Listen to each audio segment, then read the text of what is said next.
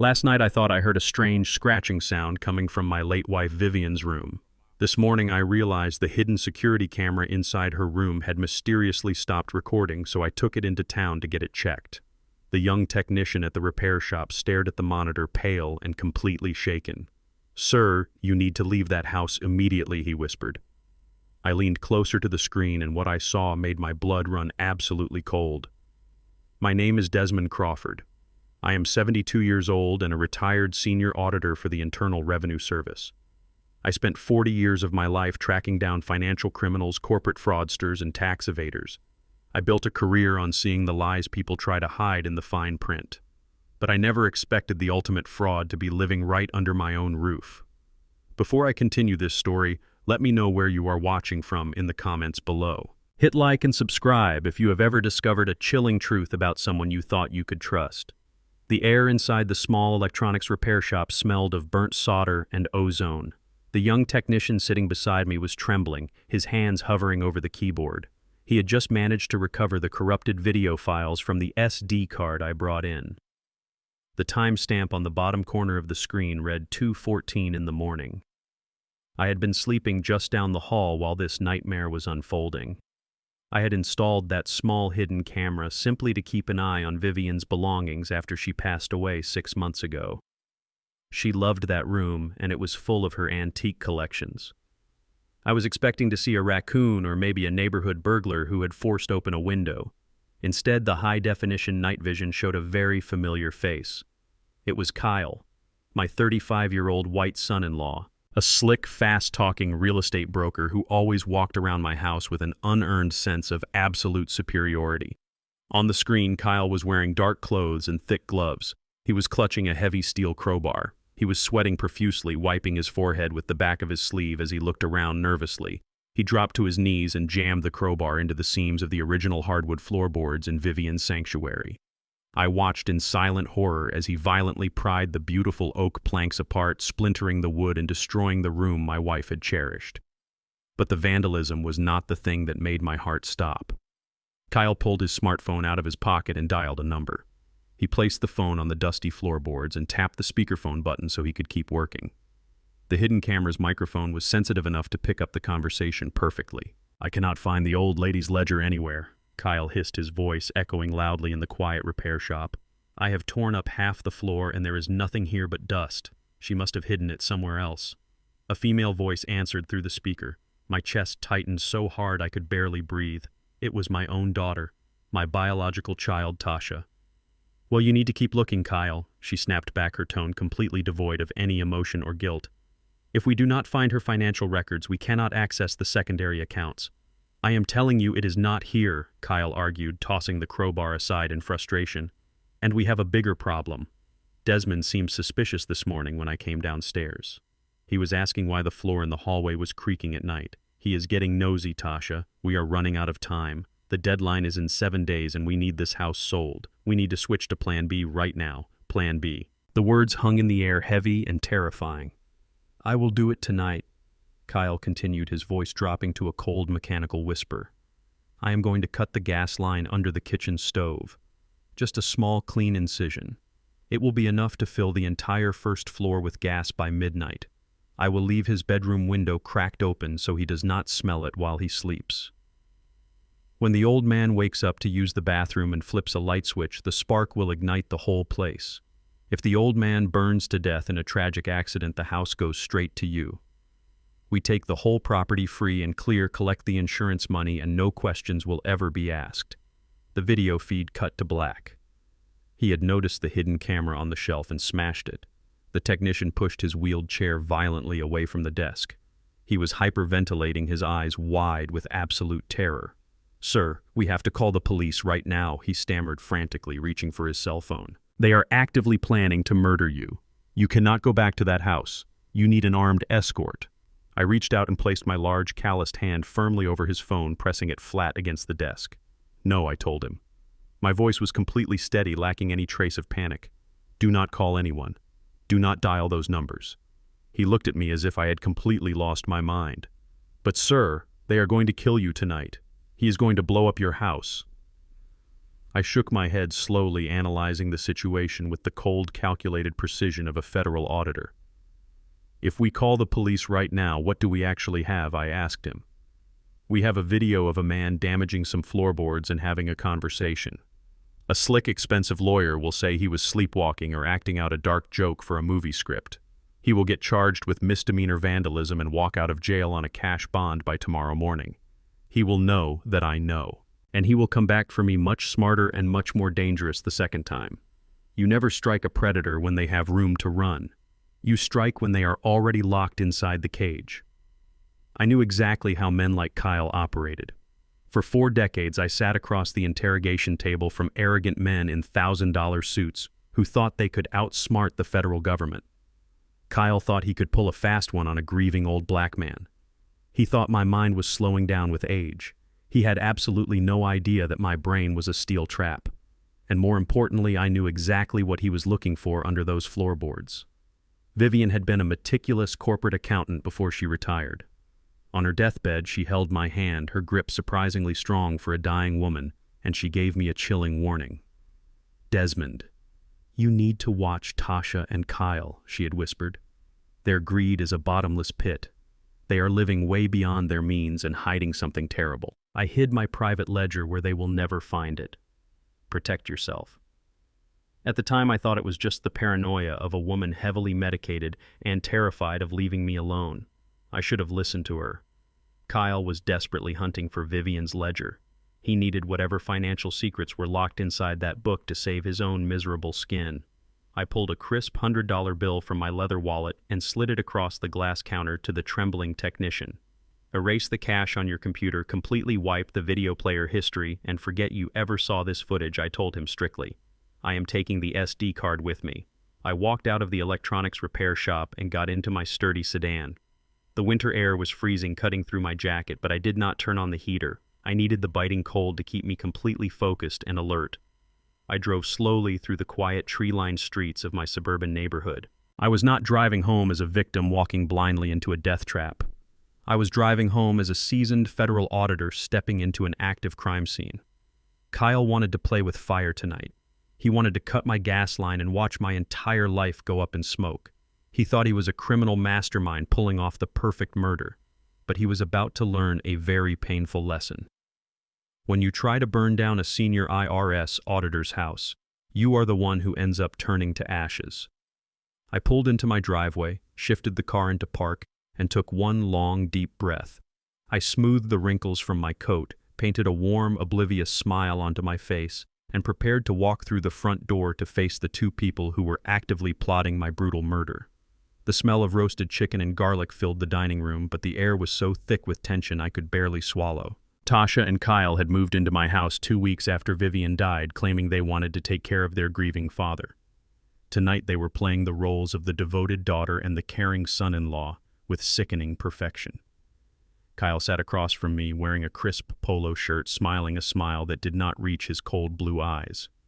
He reached across the table with a bottle of expensive red wine and filled my glass almost to the brim. "Drink up, Desmond," he said smoothly.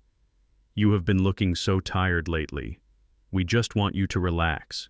You know your memory has been slipping a bit these past few days. We are getting worried." I looked at the dark red liquid in the glass. Slipping memory. That was the narrative they were building. Tasha nodded, placing a manicured hand over mine. "Yes, Dad," she said, her voice dripping with fake sympathy. "Yesterday you forgot to lock the front door. And this morning you asked about Mom's old gardening gloves. We just want to make sure you are safe." I had not forgotten to lock the door. Kyle had unlocked it, and I had never asked about the gardening gloves. They were gaslighting me, planting seeds of doubt, trying to manufacture a history of dementia. I played right along. I reached into the breast pocket of my cardigan where I always kept my blood pressure medication. I patted my chest. Then I patted my pants pockets. My hands began to search frantically. "My pills," I muttered, letting my voice sound high and panicked. "I cannot find my medication. I always keep it right here." Kyle exchanged a quick, wicked glance with Tasha. "Oh, Desmond," he sighed, shaking his head like a disappointed parent. "I found your pill bottle on the kitchen counter this morning. You left it next to the sink. You really are getting forgetful, old man. We cannot have you missing your heart medication." He pulled the small orange plastic bottle from his own pocket and set it on the table. He had stolen it from my jacket while I was hanging my coat in the hallway. They were trying to establish a documented pattern of severe cognitive decline. They needed me to look completely incompetent for whatever legal maneuver they were planning next. I decided to give them an Oscar-winning performance. I reached out for the pill bottle, but I commanded the muscles in my forearm to tremble violently. I let my hand shake so badly that my knuckles collided hard with the stem of the full wine glass. The fragile crystal tipped over instantly, sending a massive wave of dark red wine cascading across Vivian's pristine white lace tablecloth. "Oh no," I gasped, shrinking back into my chair, acting completely humiliated. "I am so sorry. Look what I did. My hands, they just will not stop shaking. I am so clumsy." Tasha let out a loud dramatic sigh of pure annoyance, momentarily dropping her loving daughter act. "Really, Dad," she snapped, "that tablecloth is antique." Kyle held up his hands, playing the patient saint. "It is okay, Tasha," he said patronizingly. "He cannot help it. He is declining rapidly. Let me clean it up, Desmond. Why do not you just head upstairs to bed? You need your rest." I kept my head bowed down, letting them see a broken, defeated widower. "Thank you, Kyle," I whispered. "I think I will go lay down." I slowly pushed my chair back and shuffled toward the wooden staircase, dragging my feet. But as I turned my back to them, the trembling stopped completely. My jaw clenched so tight my teeth ached. I marched up the stairs, leaving the two predators downstairs to celebrate their minor victory. I went into my bedroom, but I did not put on my pajamas. I kept my thick wool socks on. I put on my heavy winter sweater and a dark beanie. I sat on the edge of my mattress in the pitch-black room, completely silent, waiting for the devil to make his move. The digital clock on my nightstand slowly changed from midnight to 1 in the morning, then to 2. At exactly 2:15, the silence of the house was broken by the faint sound of footsteps creeping down the hallway. I heard the floorboards creak right outside my bedroom door. I held my breath. A shadow blocked the thin strip of light under my door. Someone was standing right outside. I heard a faint metallic click, followed by the sound of my bedroom window sliding open just a fraction of an inch from the outside. Then the footsteps retreated quietly down the stairs, heading toward the kitchen. 10 minutes later, the smell hit me. It started as a faint trace of sulfur creeping under the crack of my bedroom door, but within seconds the odor grew suffocatingly strong. Mercaptan, the unmistakable smell of raw natural gas. Kyle had actually done it. He had gone down to the kitchen and severed the main gas line behind the stove.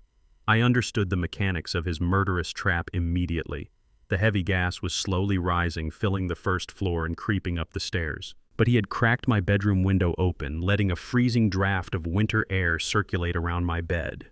He did not want me to suffocate quietly in my sleep. He needed me to wake up. He wanted the cold draft or the smell to rouse me from my bed. He knew that an old man waking up confused in the dark would instinctively reach for the bedside lamp or the hallway light switch. And the very second my trembling finger flipped that electrical switch, the tiny spark inside the plastic housing would ignite the gas-filled house. The entire property would detonate into a massive fireball. I would be incinerated instantly, and all the evidence of his sabotage would be completely destroyed in the explosion. Tasha and Kyle were likely waiting safely in their car parked blocks away, ready to act like grieving survivors who had tragically lost their father in a terrible accident. My chest burned with a rage so hot it rivaled the fire they were trying to start. I did not reach for the lamp. I did not flip a single switch. I pulled my smartphone from my pocket and turned the screen brightness down to the absolute lowest setting, just enough to see the floor without generating an electrical arc. I pressed my hand against my mouth and nose, breathing as shallowly as possible to avoid inhaling the toxic fumes. I moved silently across the dark bedroom. I did not go toward the hallway door. Instead, I walked directly to the window Kyle had so graciously cracked open for me. The Michigan winter wind was howling outside, sending razor-sharp snowflakes against the glass. I pushed the window all the way up. The freezing air hit my face, but it was pure oxygen. I climbed over the wooden sill, dropping down onto the snow-covered flower bed in my backyard. I landed softly, my knees bending to absorb the impact. I stood up in the biting cold, wrapping my dark sweater tightly around my chest. I looked back at the house I had built, the home where I had loved my wife and raised my daughter. It was now a ticking bomb filled with explosive gas. Any normal man would have dialed 911 immediately. Any normal man would have called the fire department and had the police arrest Kyle for attempted murder. But I was not a normal man. I was a senior auditor for the federal government. I knew that if the fire truck showed up now, Kyle would smell the sirens from a mile away. He would claim it was a faulty gas line, a tragic leak. He would play the victim. He would slip right through the cracks of the justice system. I refused to let him run. I wanted to see him drown in his own panic. I wanted him to wake up tomorrow expecting to find ashes and instead find a living, breathing nightmare. I slipped my phone back into my pocket and turned my back on the gas-filled house. I walked silently through the deep snow, disappearing into the dark, frozen night, leaving my murderers to wait for an explosion that was never going to happen. I spent the darkest hours of the early morning sitting in a brightly lit 24-hour diner 3 miles from my neighborhood. I drank black coffee and watched the snow fall against the glass, entirely focused and perfectly calm. I knew exactly what was happening back at my property. When the house did not detonate by 4 a.m, Kyle would have panicked. He would have been forced to creep back inside, shut off the gas valve, and throw open all the windows to clear the explosive fumes before the sun came up and the neighbors woke up. He had tried to be a killer and failed. Now he was just a terrified amateur trying to cover his tracks. At exactly 5 a.m, I walked back up my driveway. The freezing winter wind was brutal, but I did not feel it. I held a cardboard carrier with 2 fresh cups of hot coffee from the diner. I unlocked the front door and pushed it open. The inside of the house was absolutely freezing. The lingering faint odor of natural gas and winter air was still trapped in the hallway. I kicked the snow off my boots and whistled a low, cheerful tune as I walked toward the kitchen. I heard a sudden frantic shuffling from the top of the stairs. Kyle and my daughter Tasha came practically tumbling down the steps. They were fully dressed in the dark clothes they had worn the night before. They had dark, heavy circles under their eyes. They had stayed awake all night, parked down the street, waiting to watch my home turn into a massive fireball. Instead, they were looking right at me alive, completely unharmed and smiling like a foolish old man. All the blood instantly drained from Kyle's face. He looked like he was staring at a walking corpse. He gripped the wooden banister so hard his knuckles turned completely white. Tasha stopped breathing, her mouth slightly open, her eyes wide with absolute primal terror. They could not comprehend what they were seeing. "Good morning, kids," I said, my voice bright and perfectly steady. I held up the cardboard carrier. I woke up at 3 a.m. and just could not get back to sleep. You know how these old bones get. I took a nice long walk down to the diner and brought you back some hazelnut roast. Why is it so freezing in here? Did one of you leave a window open? Kyle opened his mouth to speak, but he was completely paralyzed by panic. He could not form a single coherent word. He looked at my unbothered face, then looked toward the kitchen where he had severed the gas line just a few hours ago. His mind was short-circuiting. He thought I was oblivious. He thought I had simply gone for a walk and miraculously avoided his death trap by pure dumb luck. Tasha was the first to recover her voice, trembling uncontrollably. "You went for a walk, Dad, in the freezing cold. We did not even hear you leave. I just slipped right out the side door," I said, chuckling as I handed Kyle a hot cup of coffee. He took it with hands that were shaking so violently hot liquid spilled over the plastic lid and burned his fingers. He flinched but did not say a word. "Drink up, Kyle," I said smoothly. "You look like you have seen a ghost." I shuffled past them into the kitchen, pretending to be looking for a newspaper. Kyle instantly grabbed Tasha by the arm and dragged her into the downstairs laundry room, pulling the door shut behind them. I could hear their frantic, panicked whispers echoing through the thin walls. They were desperately trying to figure out how their perfect murder had failed and what to do next. That was exactly the distraction I needed. I moved silently up the carpeted stairs, heading straight for my late wife Vivian's bedroom. This was my window of opportunity. Kyle had torn up the floorboards looking for Vivian's financial ledger, but he had failed. He was a slick, fast-talking real estate broker, but he was an amateur investigator. Amateurs look under floorboards and behind paintings. But I was a retired senior auditor for the Internal Revenue Service. I spent 40 years tearing apart the meticulously hidden assets of corporate millionaires. I do not look for hiding spots. I look for discrepancies in physical volume and space. I stepped into Vivian's sanctuary. The room smelled faintly of her lavender perfume, mixed with the dusty scent of the splintered oak floorboards Kyle had destroyed with his crowbar. I ignored the mess on the floor and walked directly toward the large antique cedar chest sitting at the foot of her bed. Vivian loved that chest. She kept her most prized quilts and winter blankets in it. I knelt on the rug and ran my sounded hollow and empty, but the base sounded hollow and empty, but the base sounded thick and dense, too dense. The exterior dimensions of the chest did not match the interior depth by exactly 3 inches. I slid my fingers underneath the heavy carved base, feeling along the rough grain of the wood. Right in the back left corner, my fingertip brushed against a tiny recessed metal button. I pressed it hard. A soft mechanical click echoed in the quiet room. A hidden drawer spring loaded and perfectly concealed within the bottom molding of the cedar chest slid silently out over the carpet. Inside the velvet-lined drawer was a thick, heavy manila envelope and a small black USB flash drive. I pulled the envelope out and opened it, my heart beating with a steady, calculated rhythm. I recognized Vivian's neat, meticulous handwriting immediately. Vivian was not just a loving mother. Before she retired, she had been a certified public accountant.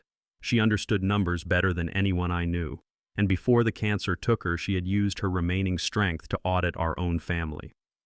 I pulled out a stack of printed banking documents and official property records. The numbers printed in bold black ink hit me like a physical blow to the chest. It was a massive commercial home equity loan. $500,000 leveraged directly against the fully paid-off deed of this very house. The house I had worked overtime for decades to own free and clear. I scanned the approval dates. The loan had been finalized 8 months ago while Vivian was undergoing chemotherapy, and I was entirely focused on keeping her comfortable. Kyle had used my pristine credit score and my property to secure $500,000 in cash, but Kyle could not have done this alone. He needed my legal authorization. I flipped to the final page of the loan agreement looking for the signature line. There it was. My name, Nathaniel Crawford, signed in blue ink. But the loops of the letters were slightly too tight and the slant leaned slightly to the left. I stared at the signature and a cold, heavy darkness settled over my soul. I knew that handwriting. I had watched that handwriting evolve from crayon drawings on a refrigerator to college application essays. It was Tasha, my own daughter. She had forged my signature on federal banking documents to help her husband steal $500,000 from her own father. The entire murderous puzzle snapped together with terrifying clarity. This was not just about inheriting a house early. Kyle and Tasha had stolen $500,000 and they had no way to pay it back. If the bank foreclosed on the house while I was alive, the fraud would be instantly discovered. I would be notified and they would both go to federal prison for identity theft and wire fraud. They needed me dead. If I died in a tragic gas explosion, the house would burn to the ground. The physical paperwork would be reduced to ashes. The bank would simply collect the massive fire insurance payout to cover the remaining debt, and Tasha, as my sole heir, would walk away totally clean. No one investigates a grieving daughter. No one questions an old man accidentally leaving the stove on. They were going to burn me alive to erase their financial crimes. I carefully folded the documents and slipped them back into the envelope. I placed the envelope and the black USB drive securely into the inside pocket of my heavy winter coat, pressing them against my chest. I pushed the secret drawer back into the cedar chest until it clicked perfectly into place, completely hiding any trace of my discovery. Just as I stood up, I heard the heavy, frantic thud of Kyle's boots charging up the wooden staircase. He was coming to check the room. He was coming to see if I had noticed the torn-up floorboards. I turned around, my face completely devoid of the crushing heartbreak and the violent rage boiling inside my chest. I let my shoulders slump. I painted the confused, naive smile back onto my face. The war had officially begun, and they had absolutely no idea that the old man they were trying to kill was about to legally and financially annihilate them. The elevator doors slid open on the 45th floor of the most intimidating glass skyscraper in downtown Chicago. I walked past the mahogany reception desk and stepped directly into the corner office of Marcus Vance. Marcus was not just an attorney. He was a legal predator. He was the man wealthy people called when they needed their enemies completely destroyed without leaving a single fingerprint behind. We had been close friends for 30 years. Back in the day, we worked together breaking down complex tax evasion rings for the federal government. I knew exactly how ruthless he could be. And right now, I needed a monster on my side. I sat down in the heavy leather chair across from his desk. I did not bother with pleasantries. I reached into the inside pocket of my winter coat, pulled out the heavy manila envelope and the black USB flash drive and placed them gently onto the polished glass surface of his desk. Marcus looked at my face and his professional smile instantly vanished. He knew me too well. He saw the cold, calculated fury hiding behind my eyes. He did not ask any questions. He picked up the black flash drive and plugged it directly into his secure encrypted computer terminal.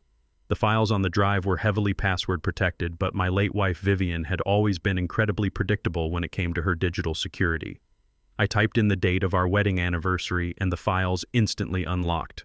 What appeared on the massive monitor took my breath away. Vivian had not just found a simple forged bank loan.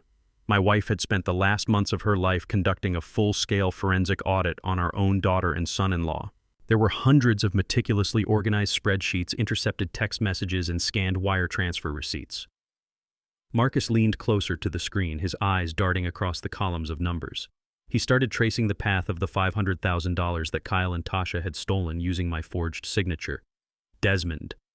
This is not a normal commercial real estate loss, Marcus said, his voice dropping to a low, serious whisper. I thought they just made a bad investment, but this money never went into a property escrow. Look at these routing numbers. I moved behind the desk and stared at the screen. As a retired senior auditor for the Internal Revenue Service, I could read a financial trail like a normal person reads a newspaper. The money had been funneled through a series of dummy shell corporations registered in the Cayman Islands. But the final destination of the funds was not a legitimate business. It was a massive illegal underground sports betting syndicate. Kyle had not just taken out a fraudulent home equity loan. He was a degenerate gambler. He had taken $500,000 of my hard-earned equity and blown every single penny of it on illegal high-stakes gambling. But the truth was much darker than a simple gambling addiction. Marcus opened a folder containing screenshots of text messages Vivian had somehow managed to recover from Kyle's synchronized tablet. I read the messages, and my blood ran completely cold. Kyle was not just in debt to a bank. He was in debt to a violently dangerous criminal organization. The messages from the syndicate were explicitly clear. They were demanding their $500,000 back, plus $200,000 in extortionate interest.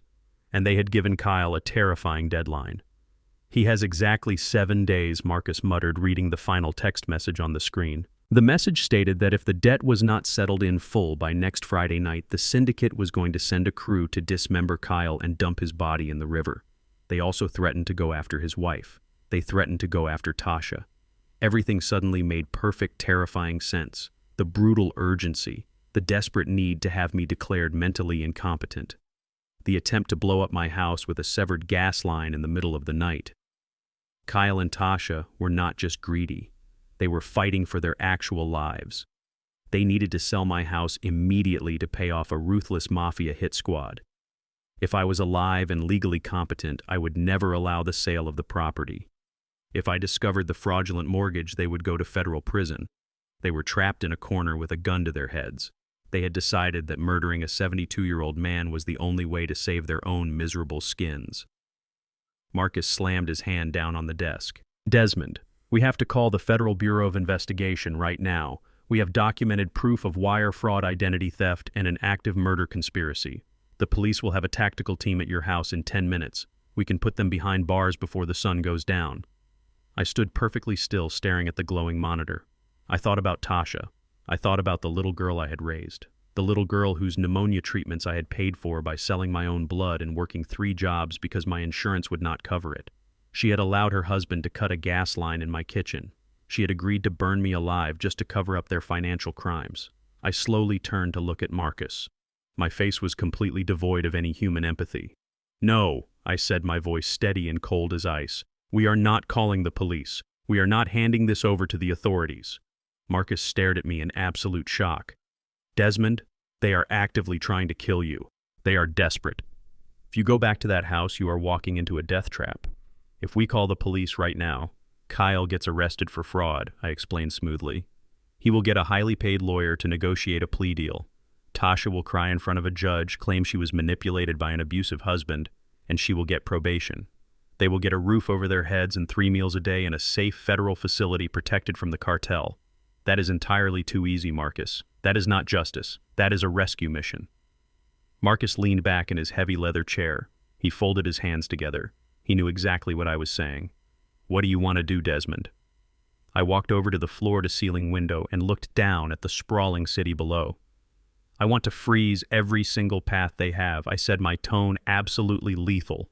I want to trap them inside their own terrifying game. Let them think they are winning. Let them think they have successfully fooled the old man with dementia. Let them set up the sale of the house. And right when they reach out to grab the money, right when they think they have saved their own lives, we are going to strip absolutely everything away.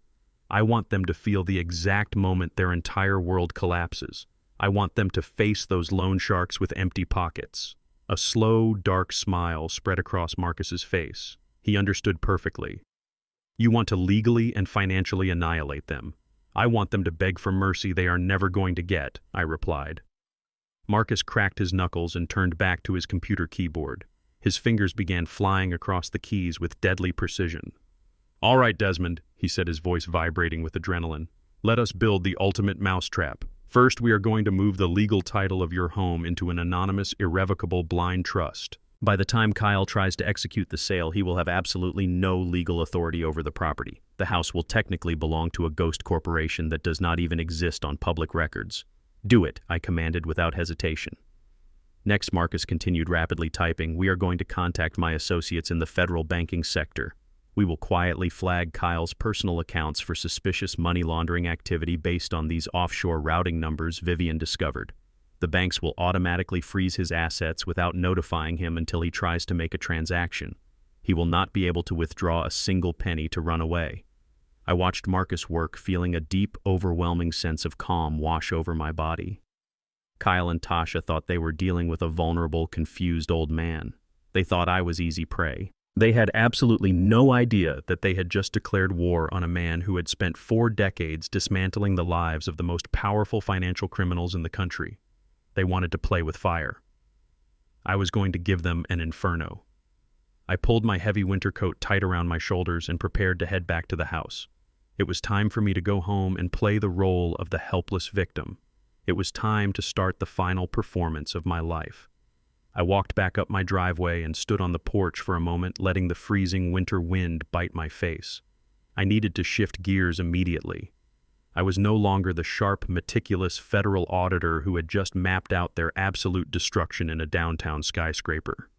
From the exact second my hand touched that brass doorknob, I had to become the very thing they desperately needed me to be. A broken, confused, and rapidly declining old man. Before opening the door, I kicked off my right winter boot and slipped my foot into a scuffed brown loafer I had grabbed from the garage. I unbuttoned my heavy coat unevenly, leaving one side hanging awkwardly off my shoulder.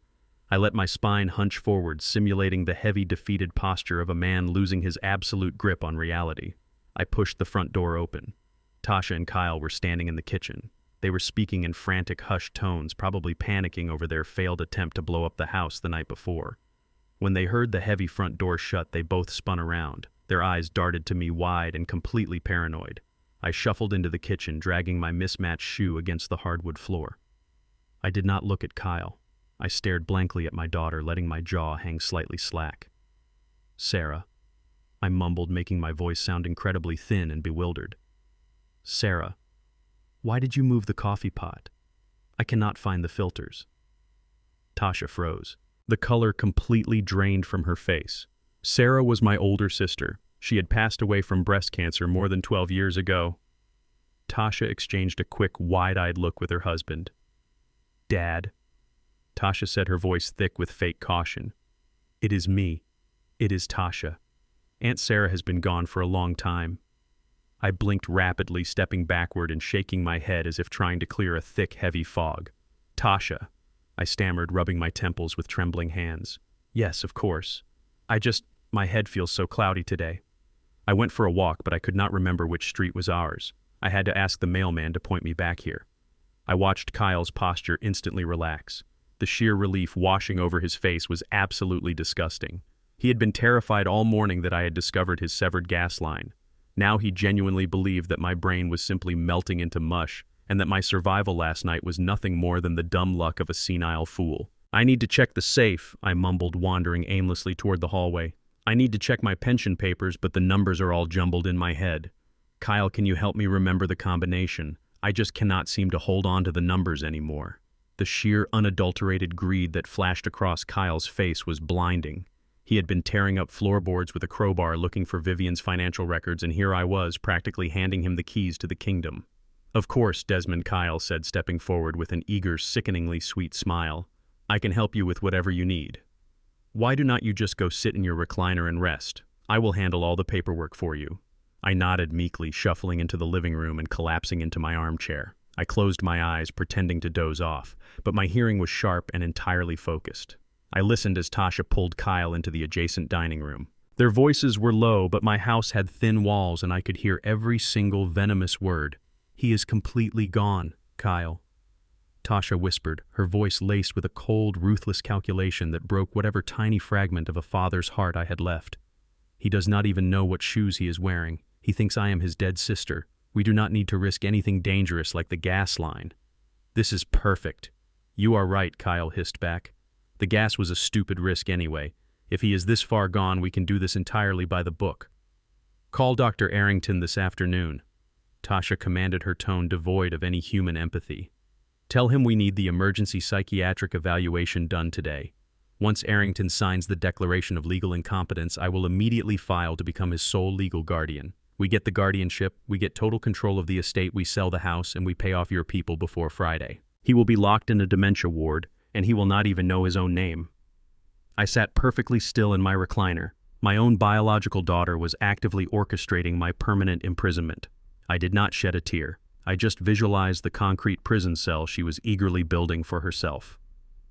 At 3 o'clock in the afternoon, the doorbell rang. I had already prepared the battlefield. Before sitting back down in my recliner, I had taken my smartphone, activated the high-definition voice recorder, and slid it perfectly out of sight beneath the decorative hall table right next to the front door. Kyle ushered Dr. Arrington into the living room. Arrington was a sleazy-looking man in a cheap, wrinkled suit carrying a scuffed leather briefcase. He did not look like a respected medical professional. He looked like a man who sold fake prescriptions out of the trunk of his car. He was exactly the kind of corrupt bottom feeder Kyle would hire. Arrington sat down on the sofa across from me, pulling out a clipboard. He looked at me with absolute disdain, not even bothering to establish a bedside manner. "Mr. Crawford," Arrington said, clicking his pen, "I am going to ask you a few simple questions to test your cognitive function. Can you tell me what year it is?" I stared at him, letting a look of pure confusion wash over my face. I gripped the armrests of my chair, pretending to struggle with the answer. "It is 1984, I said, my voice trembling. "Reagan is running for re-election. I need to make sure my voter registration is mailed." Arrington smirked, shooting a knowing glance at Kyle, who was standing in the doorway with his arms crossed. "I see," Arrington muttered, making a dramatic check mark on his clipboard. "And can you tell me who the current president is, Mr. Crawford?" I became agitated, raising my voice and acting highly defensive, exactly how a dementia patient reacts when they feel cornered. "I just told you," I snapped, waving my hand dismissively. "Why are you asking me these foolish questions? Who are you?" "I want my wife. Vivian is in the kitchen baking. Tell her to come out here right now." Tasha, who was standing next to Kyle, actually smiled. She smiled at the thought of her father losing his mind and crying out for his dead wife. It was a level of cruelty I had never truly comprehended until that exact moment. Arrington did not ask any more questions. He had the performance he needed to justify his fraudulent paperwork. He pulled a thick legal document from his briefcase and laid it on the coffee table, pushing it toward me. "Mr. Crawford, I just need your signature right here acknowledging that we had this consultation." Arrington lied smoothly. I picked up the pen. I commanded my hand to shake so violently that the pen repeatedly slipped from my fingers. I finally managed to scratch a jagged, completely illegible line of ink across the bottom of the medical assessment. I had just officially signed my own declaration of severe mental incompetence. "Excellent," Arrington said, snatching the paper away and shoving it back into his briefcase. "That will be all for today." Kyle walked Arrington out into the hallway, pulling the front door slightly ajar. They thought they were completely alone. They thought the senile old man in the recliner was staring blankly at the wall. They had absolutely no idea that my hidden smartphone was recording every single syllable of their illicit transaction from under the hall table. "Here is the first installment," Kyle whispered, the sound of thick paper envelopes rustling clearly audible in the quiet hallway. $5,000 in cash, just like we agreed. Arrington chuckled, a low, greedy sound. "The paperwork is ironclad, Kyle. I documented advanced stage 3 Alzheimer's disease accompanied by aggressive delusions. A judge will rubber stamp the guardianship transfer by tomorrow morning. Your father-in-law has zero legal rights as of right now. I will expect the remaining $5,000 transferred to my offshore account once the house is sold. You will have it by Friday. Kyle promised, his voice thick with arrogant relief. Just make sure the facility knows to keep him heavily sedated. I do not want him causing any trouble before the ink dries on the property sale. Consider him a ghost, Arrington replied. The front door clicked shut. Kyle walked back into the living room looking at Tasha with a massive, victorious grin. He gave her a thumbs up. They had done it. They had successfully bribed a medical professional and legally erased my existence. I sat in my chair looking down at my hands. I let my mouth hang open in a vacant stare, but behind my eyes my mind was moving at 1,000,000 miles an hour. Kyle had just handed a corrupt doctor $5,000 in stolen cash, committing felony medical fraud and bribery right inside my hallway. And I had the entire transaction recorded in high-definition audio. They thought they had just secured their massive payday. They thought they had outsmarted the system, but they were merely dancing on the strings I was pulling. The mousetrap was fully armed and the cheese was set. Now all I had to do was watch them step right into the crushing steel jaws of their own destruction. The morning light filtered through the living room windows, but the atmosphere inside the house was as cold and dark as a grave. I sat in my usual armchair, staring blankly at the television screen with the volume completely muted. I was playing my part perfectly, letting my shoulders slump and keeping my eyes vacant. The front door swung open without a single knock. Kyle strutted into the foyer, leading a man who looked absolutely nothing like a real estate agent. I knew a broker when I saw one. This man did not carry a clipboard or a measuring tape. He was built like a cinder block, wearing a cheap gray suit that strained across his massive shoulders. His nose had been broken more than once, and a thick gold chain rested against his neck. He carried the cold, evaluating stare of a predator assessing a piece of meat. This was not a real estate agent. This was a collector. This was an enforcer from the underground betting syndicate, and Kyle was giving him a personal tour of their collateral. The foundation is solid, Kyle said, his voice echoing loudly across the room as if I were deaf or already dead. We can tear out this load-bearing wall here and open up the entire floor plan. It will easily flip for over $700,000 on the open cash market. I will have the deed in my name by this afternoon.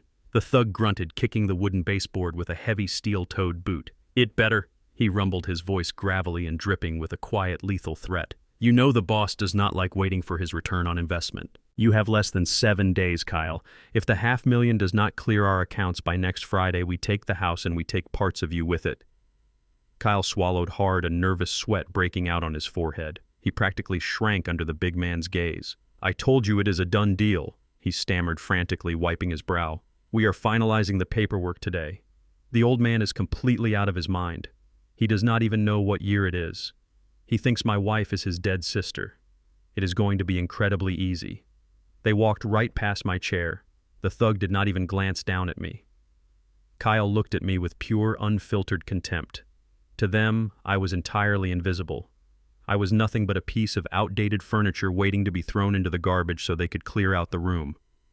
10 minutes later, the thug let himself out, the heavy front door slamming shut behind him. Kyle immediately rushed into the kitchen, his breathing ragged and shallow. I could hear him whispering frantically to Tasha, his voice laced with absolute panic. He was terrified. The reality of his situation was crashing down on him, and he needed my signature to save his own miserable life.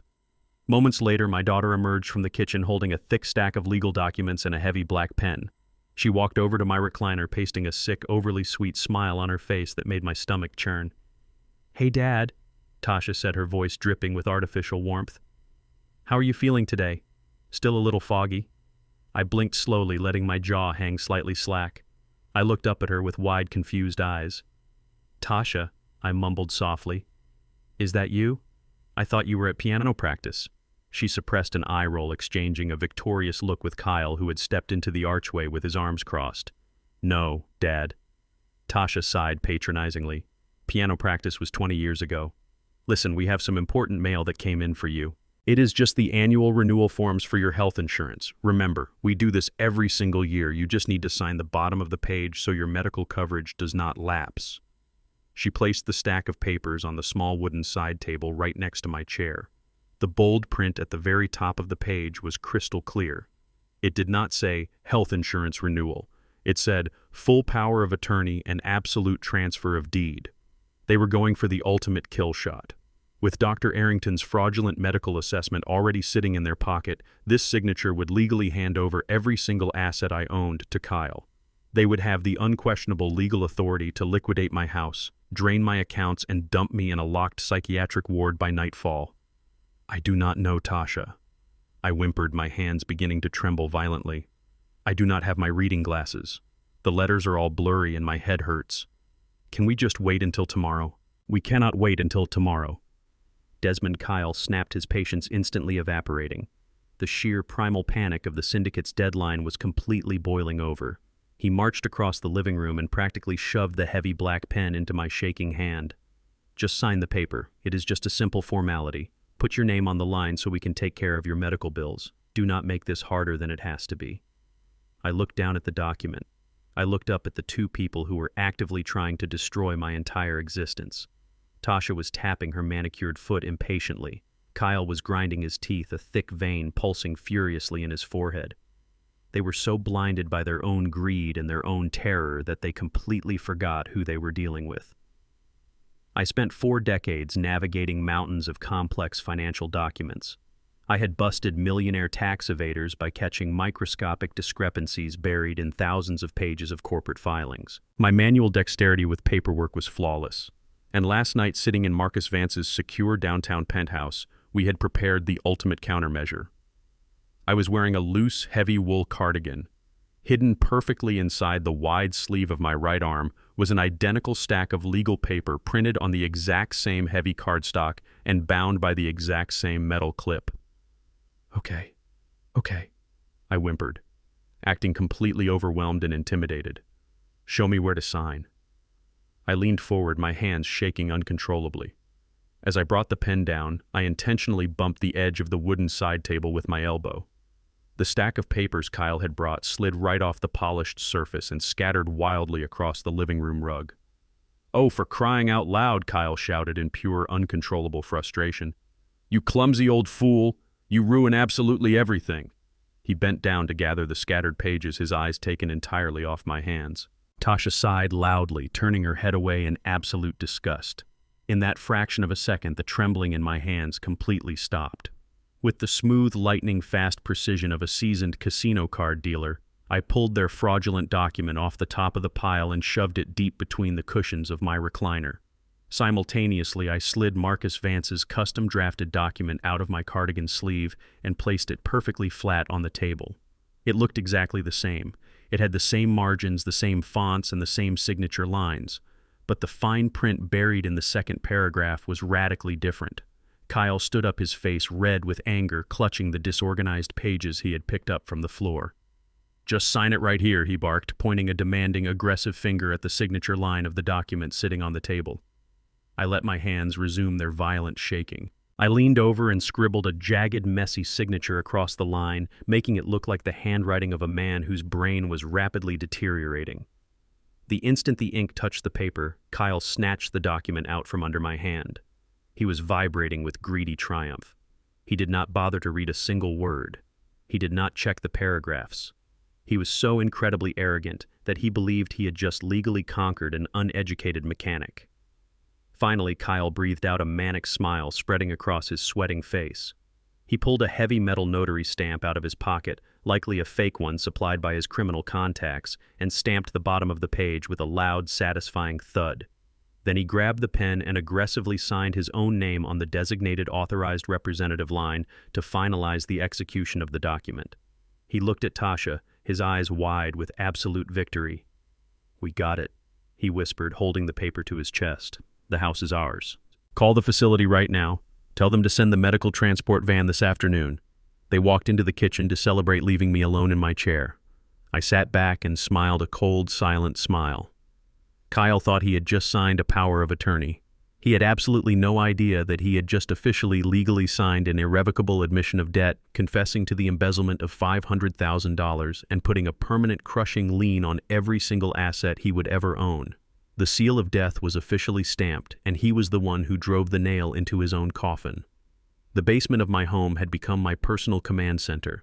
I sat in the complete darkness, illuminated only by the cold blue glow of my encrypted laptop screen. Marcus Vance had called me 10 minutes prior to confirm the feed was secure.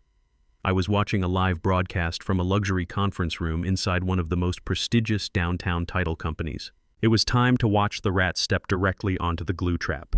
The heavy glass doors on my screen swung open. Kyle and my daughter Tasha walked into the room. They looked like they had just conquered the world. Kyle was wearing a tailored suit he absolutely could not afford, acting like he owned the entire building.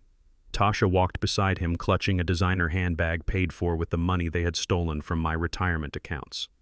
They sat down at the massive mahogany table, completely oblivious to the fact that every corner of that room was wired with federal surveillance equipment.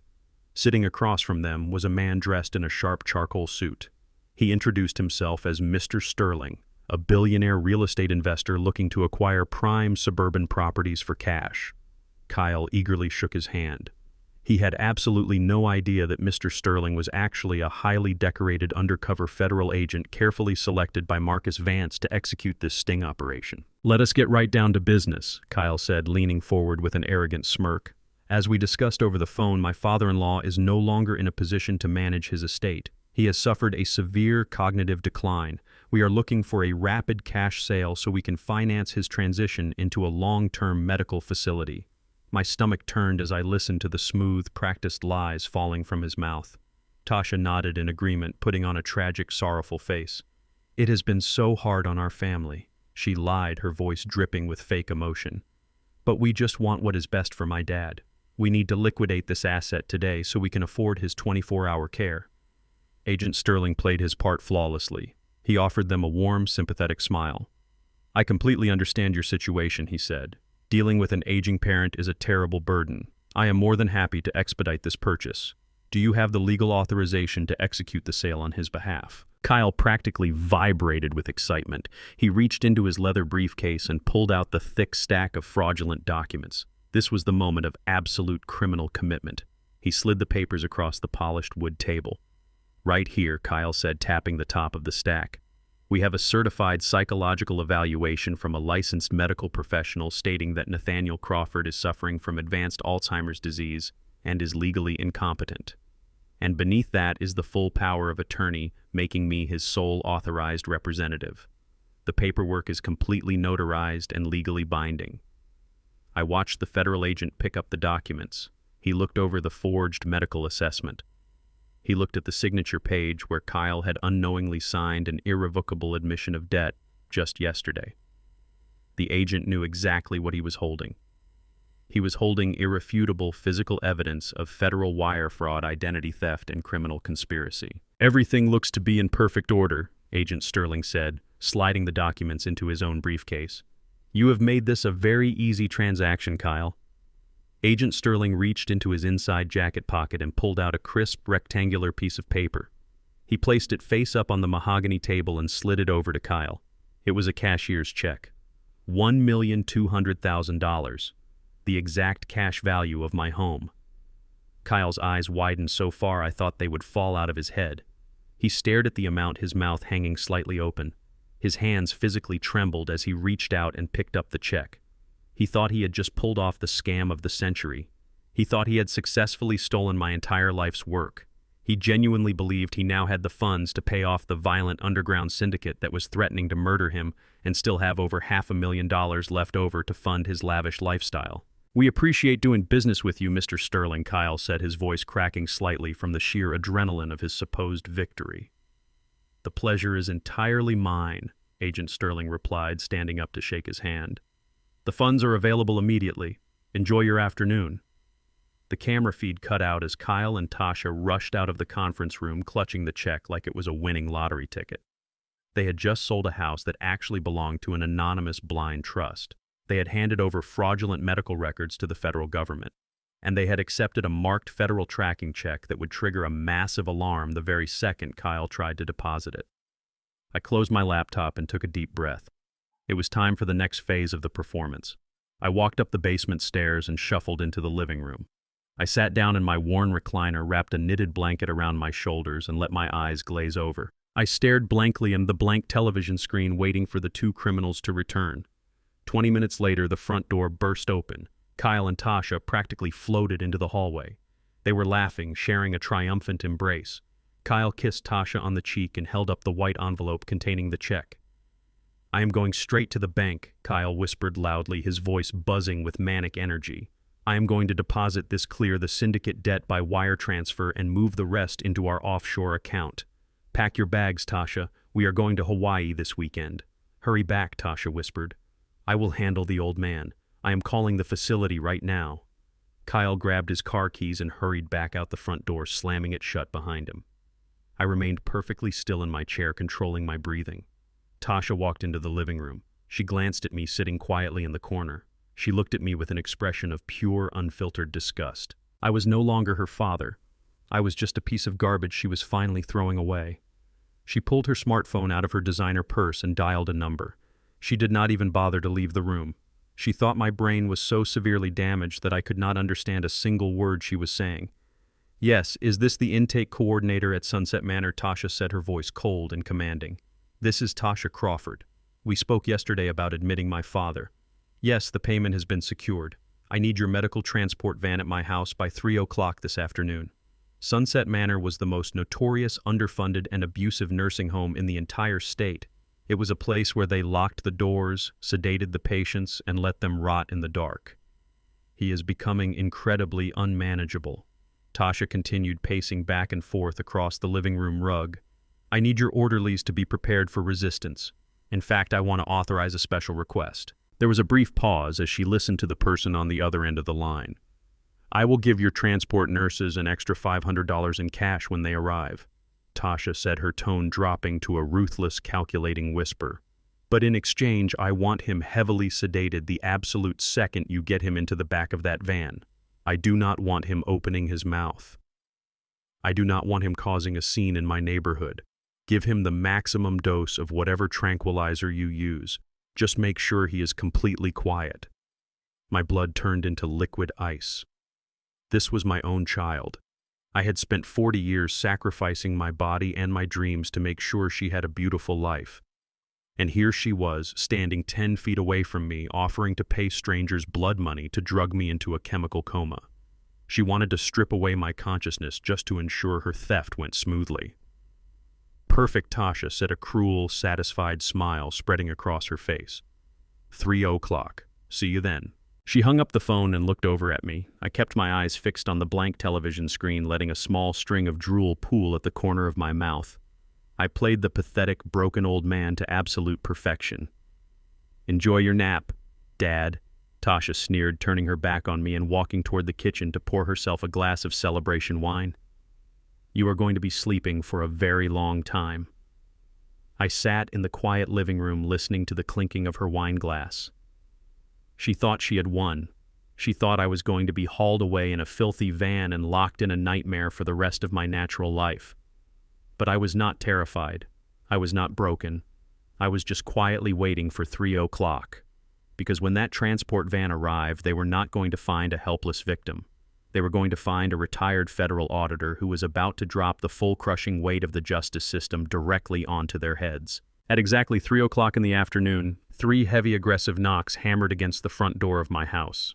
The sound echoed through the hallway like the pounding of a final nail into a coffin. I was sitting in my worn recliner playing my part, keeping my eyes fixed blankly on the floor. Tasha walked briskly past me, her high heels clicking sharply against the hardwood. She did not hesitate for a single second. She reached out and pulled the heavy front door wide open. Standing on my porch were 2 massive, heavily muscled men wearing tight gray medical scrubs. They did not look like nurses or compassionate caregivers. They looked like nightclub bouncers or former convicts hired to do the dirty work that nobody else wanted to do. These were the orderlies from Sunset Manor, the most notoriously underfunded and abusive nursing home in the state. "Is the patient ready?" The taller of the 2 men grunted. His voice was rough and completely devoid of any basic human decency. He chewed his gum loudly, looking past my daughter and staring directly at me as if I were a piece of livestock waiting to be hauled off to the slaughterhouse. Tasha did not even flinch. She did not shed a tear or offer a comforting word to the man who had raised her. She turned her head and looked at me with eyes that were completely soulless. They were dead, empty pools of pure greed. All she saw when she looked at her father was an obstacle that was finally being permanently removed from her path. "Yes, he is ready," Tasha said, her voice flat and cold. She reached down beside the hallway table and picked up a cheap, crinkled plastic grocery bag. She walked over to my chair and tossed it carelessly at my feet. It hit my boots with a pathetic rustling sound. "There is your luggage, Dad," she sneered, looking down her nose at me. "I packed 2 old sets of clothes and some thick socks. You will not be needing anything else where you are going. They provide the hospital gowns and the food. Do not try to call me from the facility. I am changing my phone number this evening." I stared down at the plastic grocery bag. 40 years of backbreaking labor, working overnight shifts to pay for her college tuition, sacrificing my own health so she could have a beautiful life, and this was my grand departure. A plastic bag with 2 faded shirts. It was the ultimate display of disrespect. I commanded my hands to shake, letting my bottom lip tremble as if I were terrified and heartbroken. The 2 massive orderlies marched into my living room, their heavy boots tracking dirt onto the clean rugs. They did not ask me to stand up. They simply reached down and grabbed me by my upper arms, hauling me out of my recliner with bruising, aggressive force. I let my legs drag, pretending I could barely support my own weight. I did not fight them. I let them pull me toward the front door, acting like a completely defeated, senile old man whose mind had finally given up. Kyle was standing right by the front door, leaning casually against the doorframe. He had just returned from the title company, perfectly unaware that the $1,200,000 cashier check sitting in his pocket was a federal trap. He jingled his car keys in his hand, a massive, arrogant smirk plastered across his sweating face. As the orderlies dragged me past him, Kyle leaned in close. I could smell the expensive cologne he had bought with my stolen retirement money. He brought his mouth right next to my ear, ensuring that neither Tasha nor the orderlies could hear his final poisonous whisper. "Goodbye, old man," Kyle hissed, his voice dripping with triumphant malice. "Have fun rotting in a locked ward. And thank you so much for the house. Tasha and I are going to have a fantastic time sipping margaritas in Hawaii while you forget your own name." I did not react. I kept my head bowed and let the men drag me out onto the front porch. The freezing winter air hit my face, but it felt incredibly refreshing. I was finally leaving this toxic environment. I was walking away from the 2 parasites who had tried to burn me alive and lock me in a cage. Parked at the end of my driveway was a rusted, dented white transport van with the Sunset Manor logo peeling off the side panels. The rear windows were covered in heavy metal wire mesh. It looked exactly like a mobile prison cell. The taller orderly slid the heavy side door open. The smell that rolled out of the cabin was absolutely nauseating. It was a thick, foul mixture of industrial bleach, stale urine, and pure human misery. They practically threw me into the back of the van, tossing the pathetic plastic grocery bag onto the filthy floorboard next to me. I stumbled onto the hard plastic bench and curled my shoulders forward. Before the orderly slammed the heavy sliding door shut, I looked back at my house one last time. Kyle had his arm wrapped tightly around Tasha's waist. They were standing on the porch, smiling and waving at the van like they were sending a child off to summer camp. They had completely convinced themselves that they had won the ultimate prize. The heavy metal door slammed shut with a deafening crash, plunging me into the dim, foul-smelling darkness of the transport vehicle. The automatic locks engaged with a loud electronic clack. The van jerked forward as the driver hit the gas pedal, accelerating aggressively away from my property.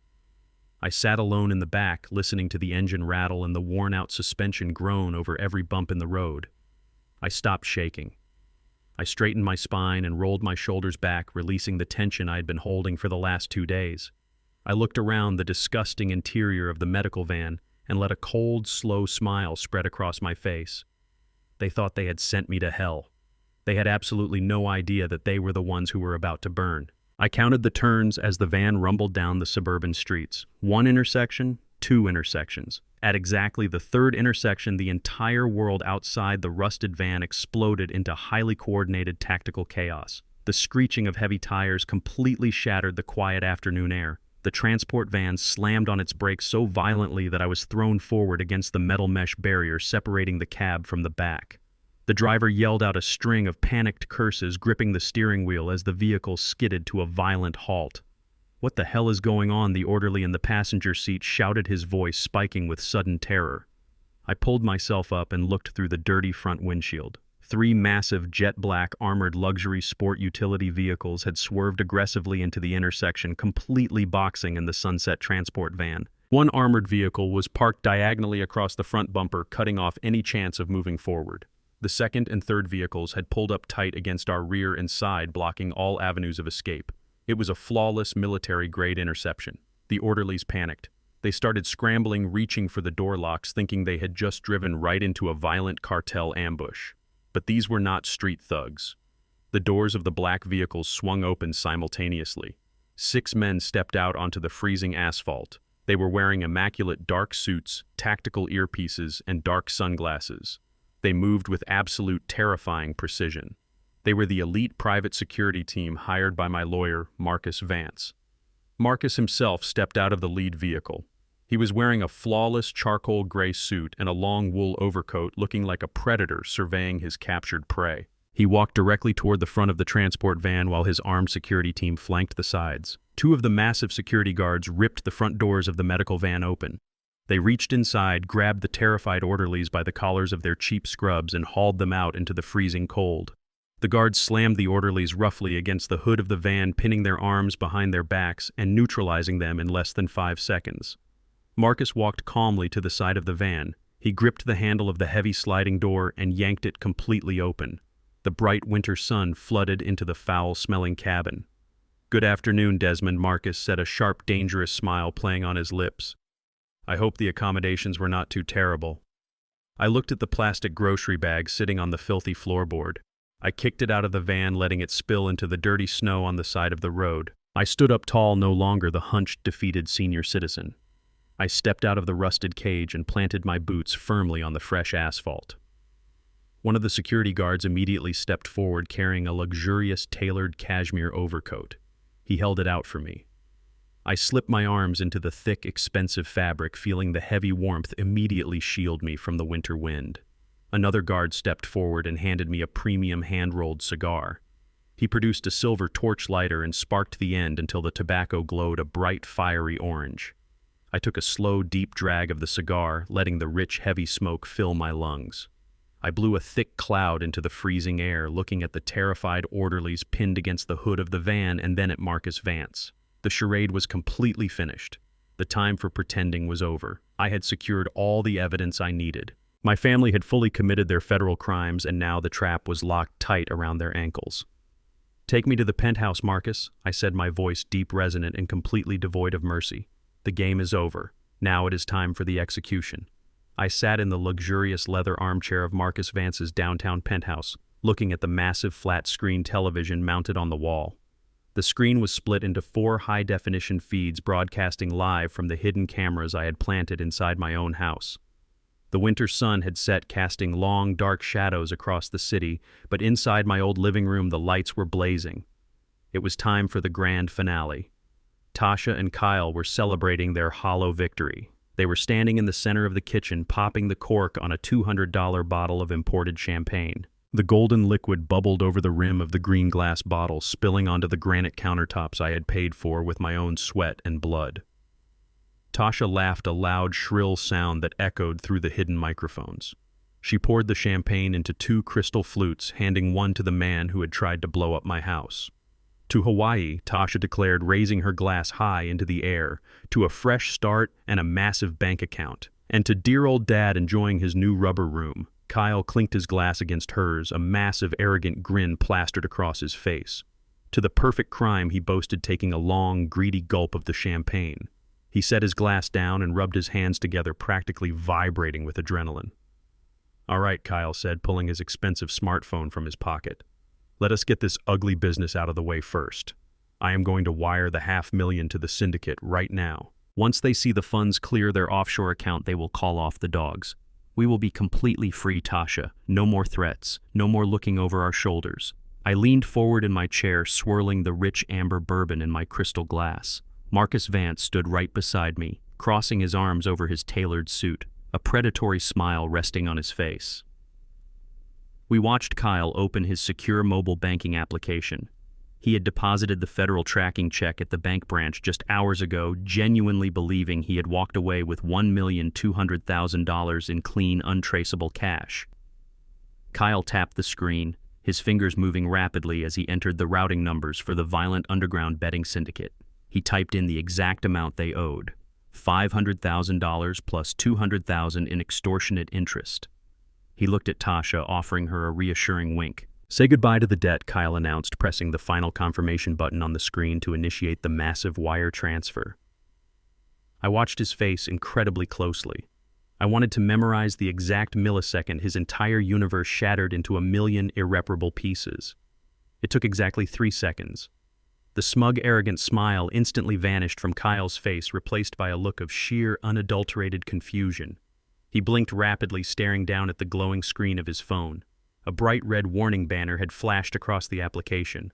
"What is this?" Kyle muttered, tapping the screen aggressively with his index finger. Tasha frowned, setting her champagne flute down on the kitchen island. "What is wrong?" she asked, her voice tightening with sudden anxiety. "It says transaction denied." Kyle whispered, his breathing growing shallow. "It says the funds are unavailable. That is impossible. I literally handed the bank manager a cashier check for over $1 million this afternoon. It was certified funds. It should clear instantly." He refreshed the application, his thumb swiping down on the screen over and over again. Then the real nightmare revealed itself. The main account dashboard loaded, showing his total available balance. The balance was zero. Not just the checking account, the savings account was zero. The joint investment accounts he shared with Tasha were zero. A massive, bold red notification sat at the very top of his banking profile. It read, "Account frozen pending federal investigation." "No, no, no," Kyle chanted, his voice escalating into a high-pitched, hysterical whine. "This cannot be happening. This is a mistake. It has to be a computer glitch." Tasha grabbed his arm, her fingernails digging into his expensive suit jacket. "What do you mean frozen, Kyle?" she shrieked, the panic completely consuming her. "You owe those men $500,000 by Friday. If that money does not clear, they are going to kill you. Call the buyer. Call the billionaire right now. Maybe there was a problem with the check." Kyle nodded frantically, his hands shaking so violently he almost dropped the device. He pulled up his recent contacts and tapped the number for Mr. Sterling, the fake billionaire real estate investor who was actually a highly decorated federal agent. Kyle put the phone on speaker, holding it out with a trembling hand so Tasha could hear. The line did not even ring. "We are sorry," an automated metallic voice announced through the speaker, echoing loudly in the kitchen. "The number you have reached has been disconnected and is no longer in service." Kyle stared at the phone, his mouth hanging wide open. He ended the call and dialed it again. He punched the numbers in manually, his breathing ragged and out of control. "We are sorry," the automated voice repeated, cold and completely indifferent to his terror. "The number you have reached has been disconnected." "He is a ghost!" Tasha gasped, stumbling backward until her spine hit the refrigerator. "The billionaire is a ghost, Kyle. The check was fake. We gave him the house and he gave us a piece of worthless paper. We have been scammed. But the absolute worst blow was yet to come." I looked up at Marcus Vance and gave him a slow, deliberate nod. Marcus pulled his own encrypted smartphone from his coat pocket and dialed Kyle's number. Inside my kitchen, Kyle's phone suddenly erupted into a loud, ringing tone. Kyle jumped as if he had been electrocuted. He looked at the caller identification. It was an unknown number. He swiped the answer button, his hands completely slick with terrified sweat. "Hello?" Kyle gasped, his voice cracking pathetically. "Mr. Sterling, is that you? There is a problem with the check you gave me. The bank froze my accounts." Marcus Vance leaned toward the microphone of his phone, his voice dripping with lethal professional authority. "Good evening, Trenton," he said, using Kyle's full legal name. "This is Marcus Vance. I am the senior managing partner at Vance & Associates, a private legal firm representing Mr. Desmond Crawford." Kyle froze. His eyes widened in absolute primal horror. He looked at Tasha, who was covering her mouth with both hands, her face completely drained of color.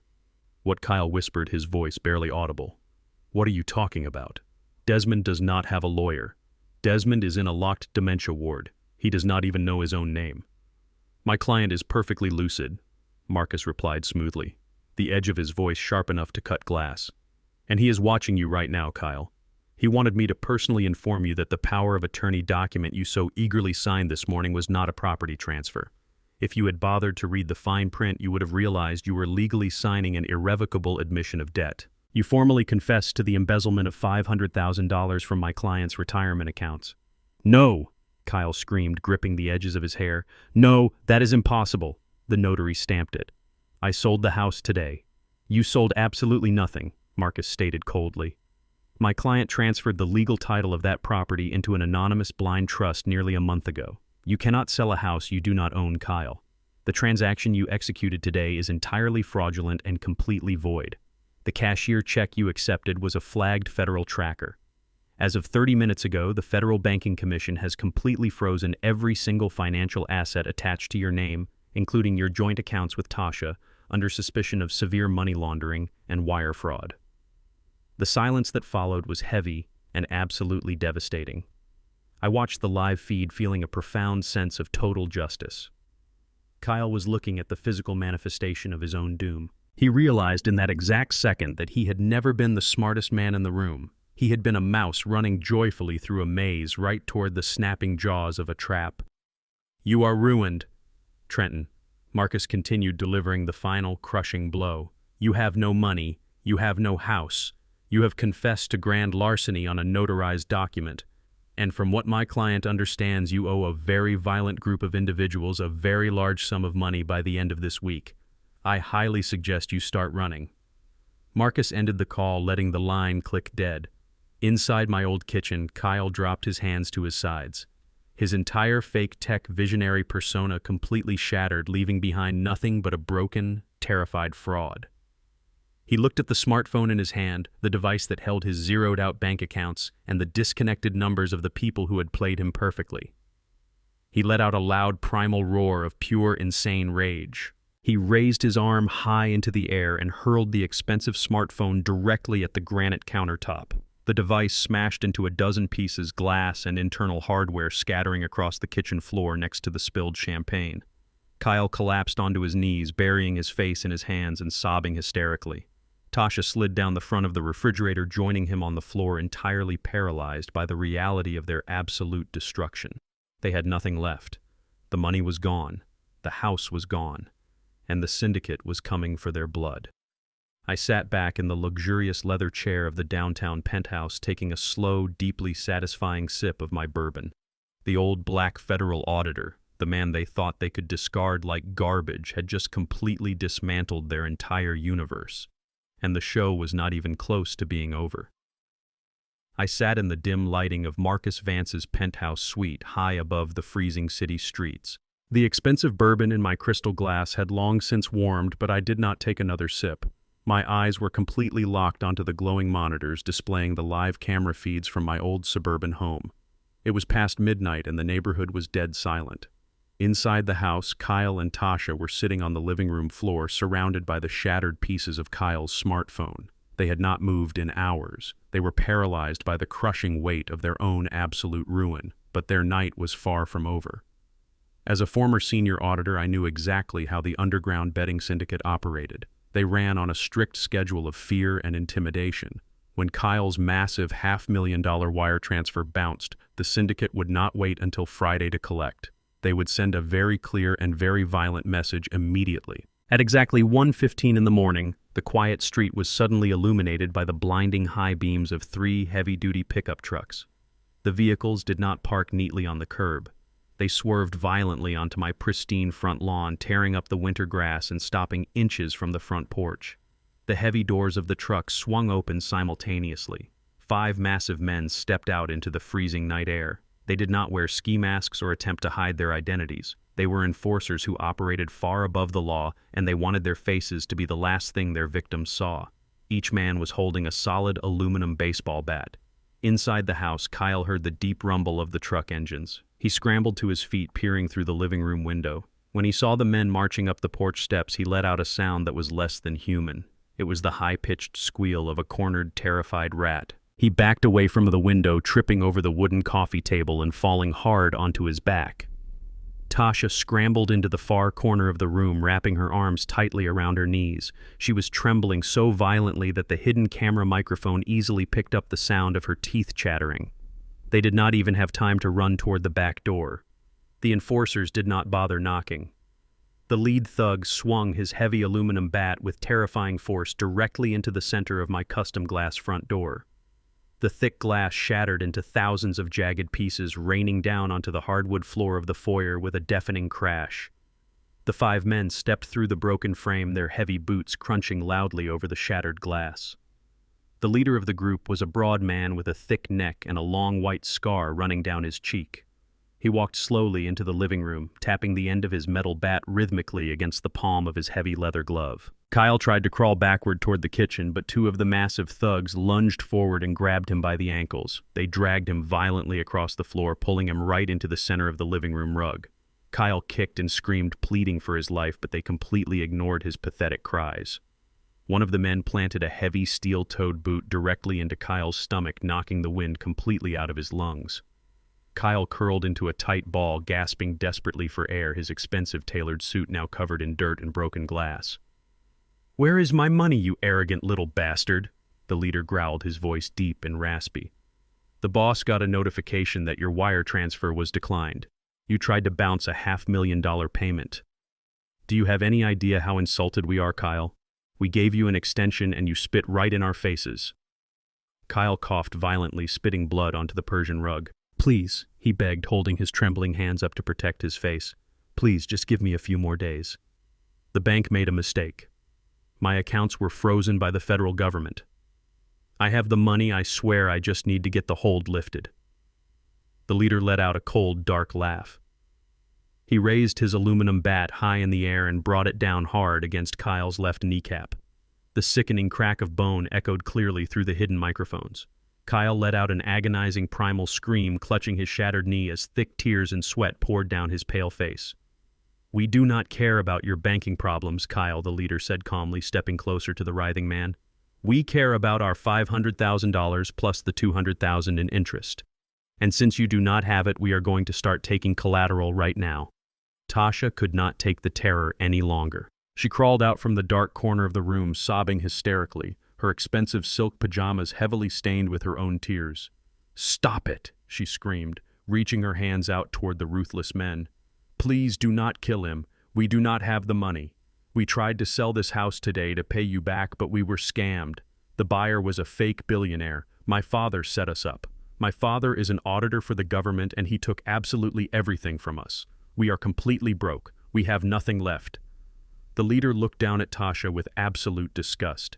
He did not care about her elaborate story or her desperate pointing fingers. Men like him only understood debts and brutal consequences. "Well, lady," the leader muttered, "if he has nothing left to give us, then he has absolutely no use for his hands. Grab his right arm, boys. It is time to send a permanent message to anyone else who thinks they can scam the syndicate." 2 of the massive thugs reached down and grabbed Kyle's right arm, pinning it flat against the hardwood floor.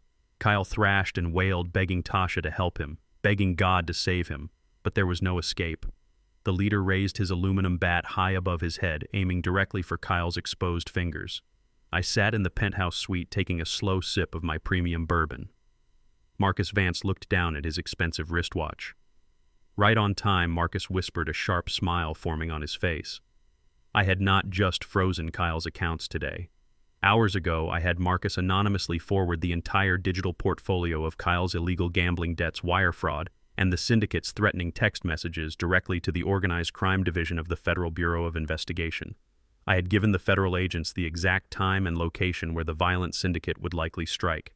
I did not do it to save Kyle's miserable life. I did it because I wanted all the rats caught in the exact same trap on the exact same night. Just as the mob leader began to swing his bat downward, the entire front of my house exploded in a blinding flash of red and blue light. The deafening wail of heavy police sirens ripped through the quiet suburban night. The thugs froze in their tracks, their eyes darting frantically toward the shattered front door. Before they could even take a single step, a heavy metal canister crashed through the living room window, shattering the remaining glass. The canister detonated with a blinding flash of white light and a massive concussive boom that violently shook the camera feeds. It was a tactical flashbang grenade. Federal agents and local tactical operators poured into the house through the front door and the broken windows. They were dressed in heavy black body armor, carrying advanced tactical rifles equipped with blinding strobe lights. "Get on the ground right now," the lead tactical officer roared, his voice amplified to a deafening volume. Drop the weapons and put your hands behind your heads. Do it right now." The 5 thugs immediately dropped their baseball bats, realizing they were completely outgunned and surrounded by federal authorities. They fell to their knees, lacing their thick fingers behind their heads. Heavily armed officers swarmed the living room, pushing the syndicate enforcers flat onto the floor and securing their wrists with thick plastic zip ties. Kyle was still lying on the rug, clutching his shattered knee, sobbing uncontrollably as the absolute chaos unfolded around him. 2 federal agents approached him, but they did not offer him any medical assistance. They grabbed him by his uninjured arm and hauled him roughly to his feet, ignoring his screams of pain. Trenton Hayes, an agent, shouted over the noise, "You are officially under arrest for felony wire fraud, criminal conspiracy, and suspected involvement in organized money laundering. You have the right to remain silent." Kyle looked around the destroyed room, his face completely pale and broken. He looked at Tasha, who was sitting against the wall, crying hysterically as an armed officer stood guard directly over her.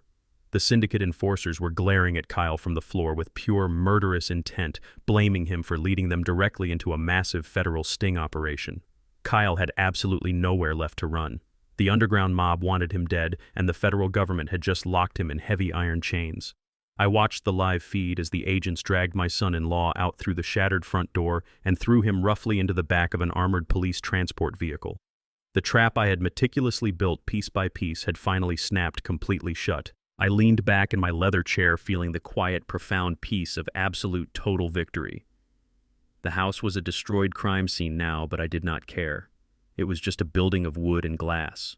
The real trash had finally been taken out. The morning sun rose over the freezing city of Chicago, but it brought absolutely no warmth to my daughter. I was sitting comfortably in Marcus Vance's private office, drinking a fresh cup of black coffee and watching the final phase of my master plan unfold on the security monitors. The violent chaos of the previous night had completely cleared out. The police cruisers were gone, and Kyle was currently sitting in a concrete holding cell awaiting federal arraignment. But Tasha was still inside my heavily damaged house. She was sitting on the floor, shivering in her expensive silk pajamas, completely alone and entirely oblivious to the fact that her nightmare was just beginning. At exactly 8 o'clock in the morning, a convoy of dark government vehicles pulled up to the curb. These were not local police officers. They were United States Marshals accompanied by federal property seizure agents. They marched up the driveway, their heavy boots crunching over the broken glass scattered across the front porch. They did not bother to knock gently. They pushed the shattered front door open and walked directly into the living room. Tasha scrambled to her feet, wrapping her arms around her chest. She tried to use her usual arrogant tone, demanding to know what they were doing in her house. The lead federal marshal did not even blink. He handed her a thick stack of yellow legal documents. He informed her that the property was officially under federal seizure due to its direct connection to felony mortgage fraud and organized money laundering. Because her husband had forged the title and accepted a fraudulent cashier check, the government was taking immediate possession of the asset. Tasha began to hyperventilate. She told the marshals that she was the legal resident and that she needed time to pack her belongings. The marshal shook his head. He told her she had exactly 5 minutes to put on a pair of shoes and a winter coat.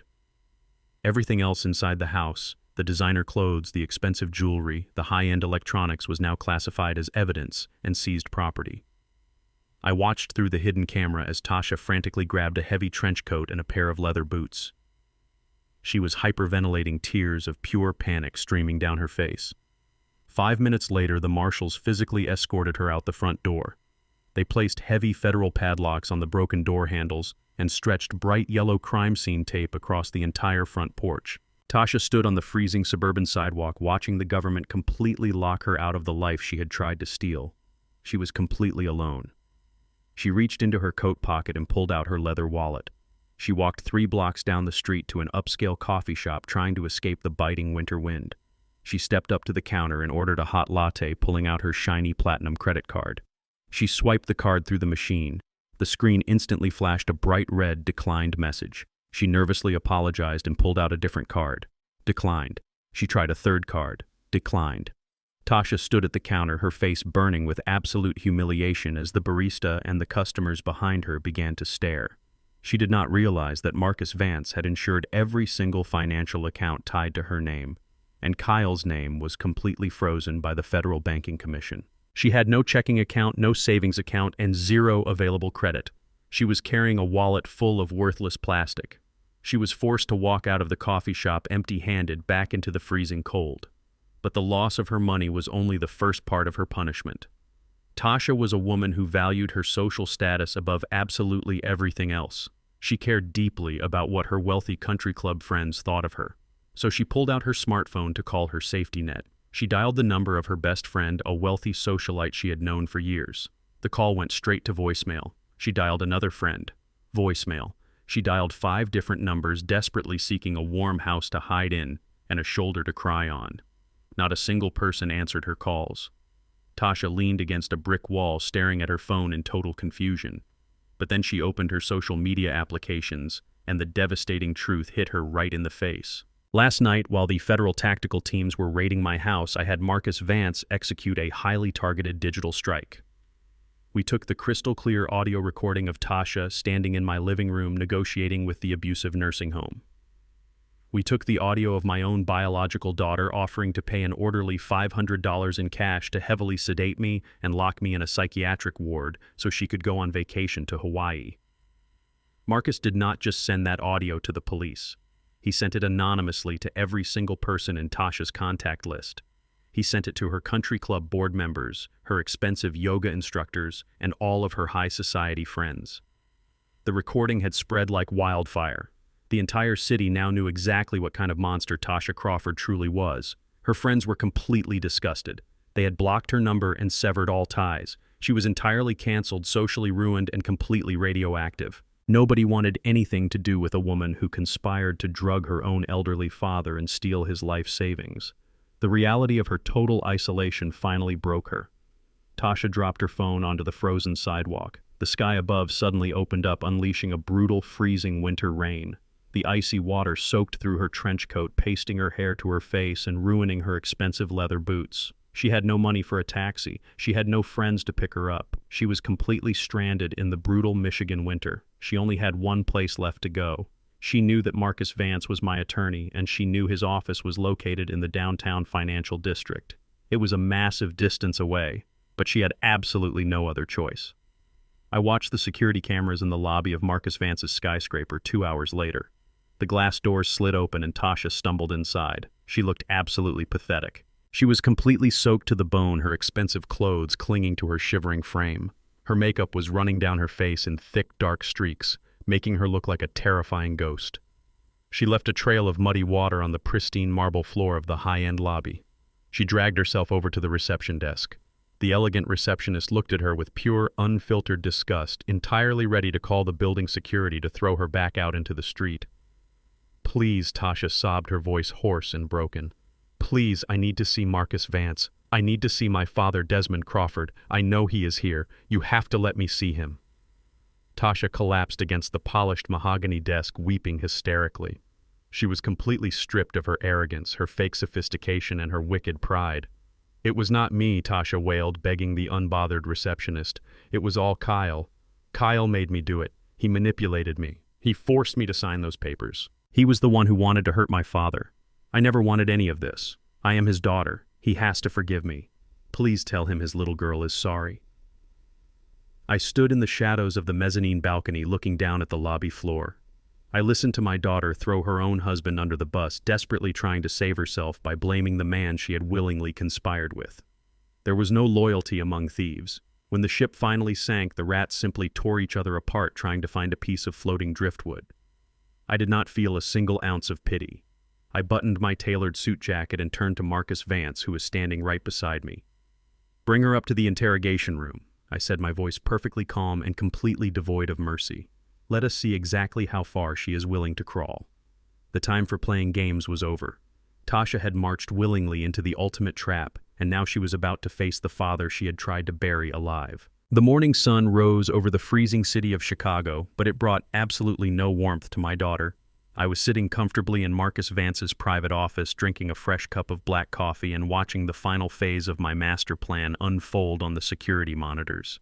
The violent chaos of the previous night had completely cleared out. The police cruisers were gone, and Kyle was currently sitting in a concrete holding cell awaiting federal arraignment. But Tasha was still inside my heavily damaged house.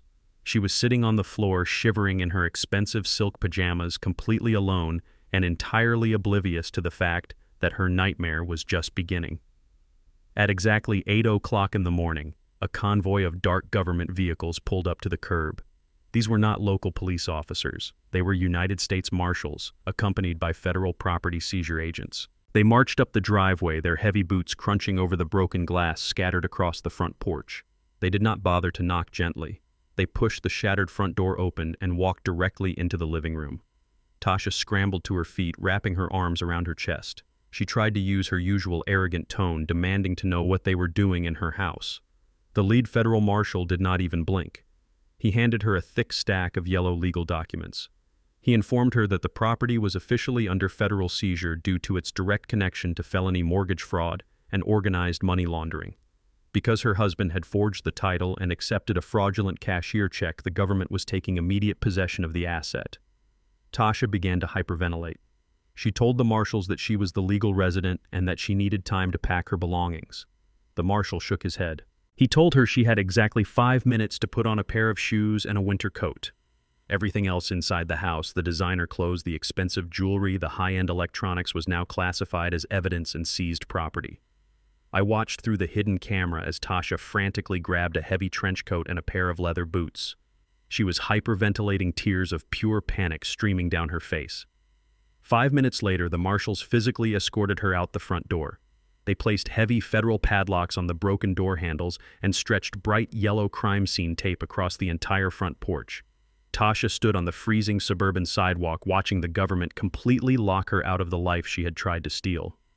She was completely alone. She reached into her coat pocket and pulled out her leather wallet. She walked 3 blocks down the street to an upscale coffee shop, trying to escape the biting winter wind. She stepped up to this counter and ordered a hot latte, pulling out her shiny platinum credit card. She swiped the card through the machine. The screen instantly flashed a bright red declined message. She nervously apologized and pulled out a different card. Declined. She tried a third card. Declined. Tasha stood at the counter, her face burning with absolute humiliation as the barista and the customers behind her began to stare. She did not realize that Marcus Vance had insured every single financial account tied to her name, and Kyle's name was completely frozen by the Federal Banking Commission. She had no checking account, no savings account, and 0 available credit. She was carrying a wallet full of worthless plastic. She was forced to walk out of the coffee shop empty-handed back into the freezing cold. But the loss of her money was only the first part of her punishment. Tasha was a woman who valued her social status above absolutely everything else. She cared deeply about what her wealthy country club friends thought of her, so she pulled out her smartphone to call her safety net. She dialed the number of her best friend, a wealthy socialite she had known for years. The call went straight to voicemail. She dialed another friend. Voicemail. She dialed 5 different numbers, desperately seeking a warm house to hide in and a shoulder to cry on. Not a single person answered her calls. Tasha leaned against a brick wall, staring at her phone in total confusion. But then she opened her social media applications, and the devastating truth hit her right in the face. Last night, while the federal tactical teams were raiding my house, I had Marcus Vance execute a highly targeted digital strike. We took the crystal-clear audio recording of Tasha standing in my living room negotiating with the abusive nursing home. We took the audio of my own biological daughter offering to pay an orderly $500 in cash to heavily sedate me and lock me in a psychiatric ward so she could go on vacation to Hawaii. Marcus did not just send that audio to the police. He sent it anonymously to every single person in Tasha's contact list. He sent it to her country club board members, her expensive yoga instructors, and all of her high society friends. The recording had spread like wildfire. The entire city now knew exactly what kind of monster Tasha Crawford truly was. Her friends were completely disgusted.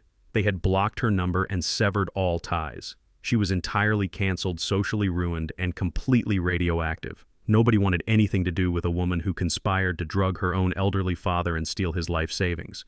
The reality of her total isolation finally broke her. Tasha dropped her phone onto the frozen sidewalk. The sky above suddenly opened up, unleashing a brutal, freezing winter rain. The icy water soaked through her trench coat, pasting her hair to her face and ruining her expensive leather boots. She had no money for a taxi. She had no friends to pick her up. She was completely stranded in the brutal Michigan winter. She only had one place left to go. She knew that Marcus Vance was my attorney, and she knew his office was located in the downtown financial district. It was a massive distance away, but she had absolutely no other choice. I watched the security cameras in the lobby of Marcus Vance's skyscraper 2 hours later. The glass doors slid open, and Tasha stumbled inside. She looked absolutely pathetic. She was completely soaked to the bone, her expensive clothes clinging to her shivering frame. Her makeup was running down her face in thick, dark streaks, making her look like a terrifying ghost. She left a trail of muddy water on the pristine marble floor of the high-end lobby. She dragged herself over to the reception desk. The elegant receptionist looked at her with pure, unfiltered disgust, entirely ready to call the building security to throw her back out into the street. "Please," Tasha sobbed, her voice hoarse and broken. "Please, I need to see Marcus Vance. I need to see my father, Desmond Crawford. I know he is here. You have to let me see him." Tasha collapsed against the polished mahogany desk, weeping hysterically. She was completely stripped of her arrogance, her fake sophistication, and her wicked pride. "It was not me," Tasha wailed, begging the unbothered receptionist. "It was all Kyle.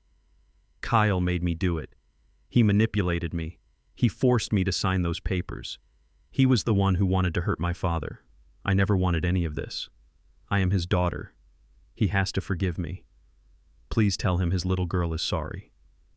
I stood in the shadows of the mezzanine balcony looking down at the lobby floor. I listened to my daughter throw her own husband under the bus, desperately trying to save herself by blaming the man she had willingly conspired with. There was no loyalty among thieves. When the ship finally sank, the rats simply tore each other apart, trying to find a piece of floating driftwood. I did not feel a single ounce of pity. I buttoned my tailored suit jacket and turned to Marcus Vance, who was standing right beside me. "Bring her up to the interrogation room," I said, my voice perfectly calm and completely devoid of mercy. "Let us see exactly how far she is willing to crawl." The time for playing games was over. Tasha had marched willingly into the ultimate trap, and now she was about to face the father she had tried to bury alive. The heavy steel door of the federal holding facility echoed with a loud metallic clank as the armed guard unlocked the deadbolt. I walked down the sterile concrete hallway, my expensive leather shoes clicking sharply against the cold floor. I was no longer the hunched-over, confused old man shuffling around his house in mismatched loafers. I was wearing a perfectly tailored navy blue suit, a crisp white shirt, and a heavy, dark cashmere overcoat. I felt stronger and sharper than I had in 20 years. The lead federal agent walked beside me holding a thick manila folder. He stopped in front of interrogation room number 4 and looked at me with a nod of profound professional respect. He opened the heavy door and let me step inside, completely alone. The room was small, freezing cold, and illuminated by a harsh, buzzing fluorescent light. Sitting at the center of the room was my son-in-law, Kyle. He was wearing a bright orange federal prison jumpsuit. His wrists were secured by heavy steel handcuffs that were chained directly to a thick metal ring bolted into the solid steel table. He looked absolutely pathetic. The brutal beating he had received from the underground betting syndicate last night had left him completely destroyed. His nose was severely broken, packed with bloody white gauze, and swollen to twice its normal size. Both of his eyes were surrounded by deep purple and black bruises. He was shivering violently, staring down at his chained hands in total defeat. When he heard the heavy door close, he slowly looked up. The moment his swollen, bloodshot eyes recognized my face, the absolute terror and confusion completely washed over his broken features. He expected to see a federal prosecutor or a cheap public defender. He did not expect to see the 72-year-old man he had actively tried to murder looking like a millionaire corporate executive walking into a boardroom. "You," Kyle gasped, his voice a wet, ragged wheeze. "What are you doing here? How did you get in here? You are supposed to be locked in the dementia ward." I did not say a single word. I walked slowly across the small concrete room, pulled out the metal chair opposite him, and sat down. I placed my hands flat on the cold steel table and just stared directly into his soul. Kyle began to hyperventilate. The heavy steel chains rattled loudly against the table as he shifted his weight in pure panic. The realization finally hit his arrogant brain. The tailored suit, the confident posture, the cold, calculating stare. He realized that the helpless old man was a complete illusion. He realized I was the phantom who had orchestrated his entire absolute downfall. "You set me up!" Kyle screamed, spitting droplets of blood onto the metal table. His voice cracked with insane, frantic rage. "You completely ruined my life, Desmond. I am going to federal prison because of you." He struggled against the heavy chains, but the metal held him firmly in place. When his pathetic anger failed to intimidate me, his desperate survival instinct kicked into maximum overdrive. He instantly pivoted from rage to pure cowardly desperation.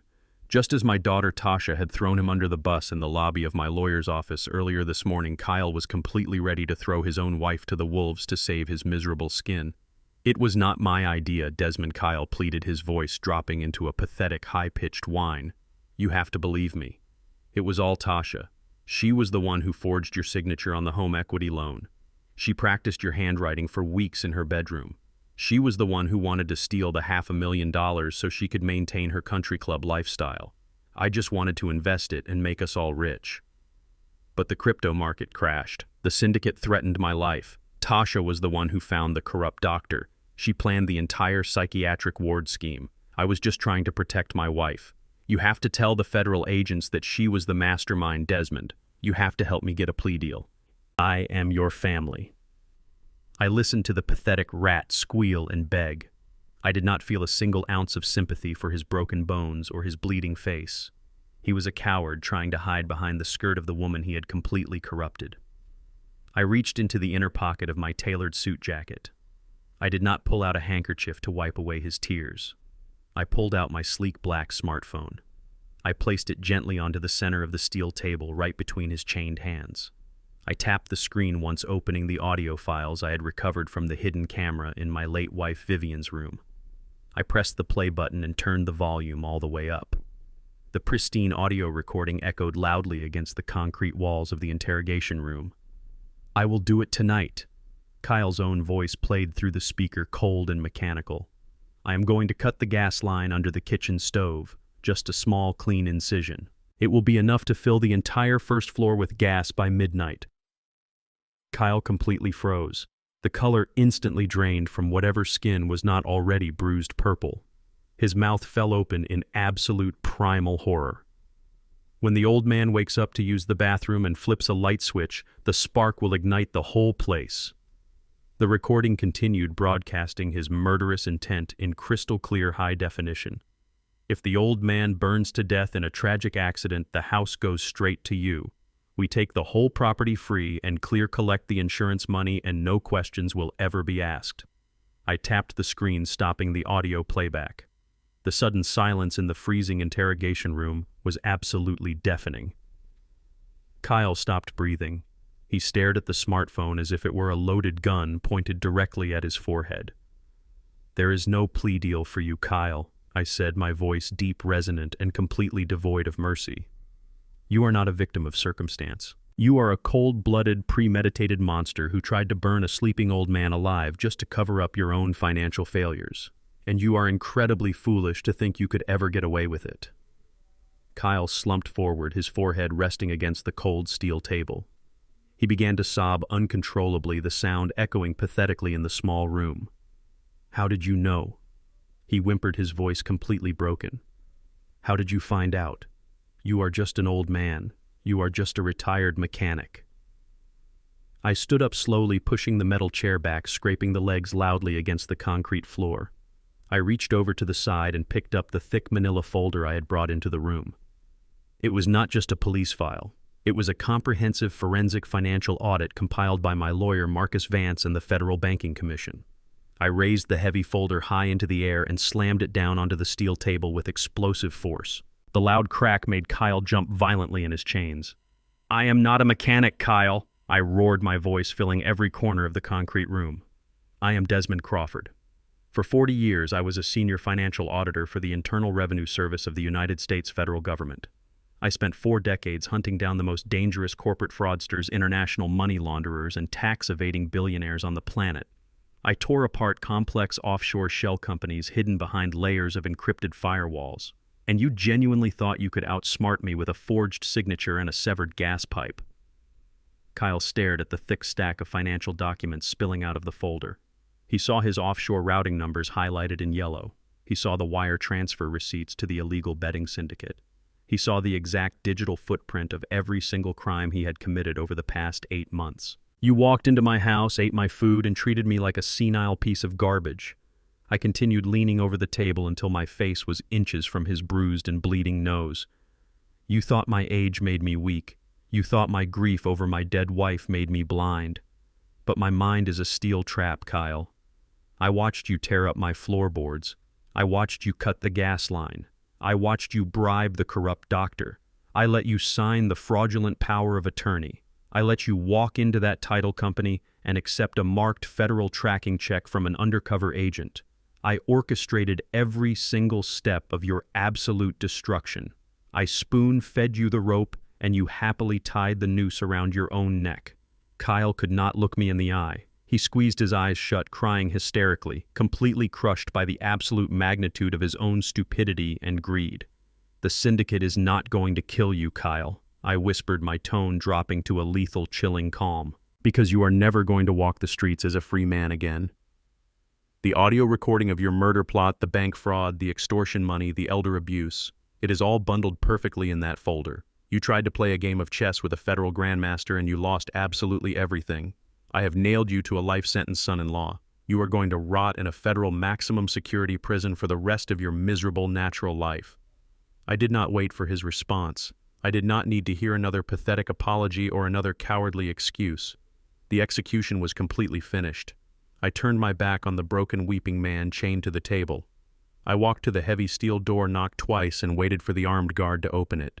I stepped out of the freezing interrogation room and into the brightly lit hallway, leaving Kyle completely alone in the dark concrete hell he had built with his own 2 hands. I stepped out of the freezing concrete interrogation room and let the heavy steel door slam shut behind me. The loud metallic echo bounced down the long, sterile corridor of the federal precinct. I adjusted the cuffs of my tailored navy blue suit and took a deep breath of the stale, institutional air. I had just dismantled the man who wanted to burn me alive. I had just watched Kyle cry like a broken child as the reality of his life sentence crushed his arrogant spirit. But the hardest part of the day was still waiting for me just down the hall. I walked slowly toward the main public waiting area, my leather shoes tapping a steady rhythmic beat against the polished linoleum floor. I knew exactly who was sitting out there, and I knew exactly what she was going to say. When I pushed through the heavy wooden double doors into the brightly lit lobby, I saw her immediately. Tasha was sitting on a hard plastic chair in the far corner, looking absolutely nothing like the arrogant high society woman she always pretended to be. Her expensive designer trench coat was completely soaked from the freezing rain outside, clinging tightly to her shivering frame. Her luxury leather boots were ruined and covered in street mud. Her makeup was smeared in dark, heavy circles around her eyes, making her look like a hollowed-out shell of a human being. She had nowhere else to go. Her money was frozen. Her friends had abandoned her, and she had walked miles through the freezing storm just to find the only man who had ever truly loved her. When she heard my footsteps, she snapped her head up. The moment her bloodshot eyes met mine, she practically threw herself off the plastic chair. She stumbled across the wide lobby floor, completely ignoring the confused stares of the armed federal marshals and the desk sergeants working nearby. She did not just walk up to me. She collapsed completely, dropping to her knees right on the hard tile floor directly in front of my expensive shoes. She reached out with violently trembling hands and grabbed the fabric of my cashmere overcoat, burying her wet face into my legs. "Dad," she wailed, her voice echoing through the massive room filled with pure, desperate agony. "Dad, please, you have to listen to me. You have to save me." She looked up at me, thick tears streaming rapidly down her ruined face. It was all Kyle, she sobbed, her chest heaving violently as she gasped for air. "He lied to me, Dad. He manipulated me. He told me we were in terrible financial trouble and that the underground syndicate was going to kill us both. I was so terrified. I did not want to put you in that nursing home. I did not want him to hurt you. He was abusive, Dad. He forced me to go along with his wicked plans. You have to believe me. We are flesh and blood, Dad. I am your little girl. You cannot just leave me here with nothing. Blood is thicker than water. You have to protect your family." I looked down at the woman gripping my coat. I did not feel a single drop of paternal warmth. I did not pull her up to embrace her. I did not pull her up to embrace her.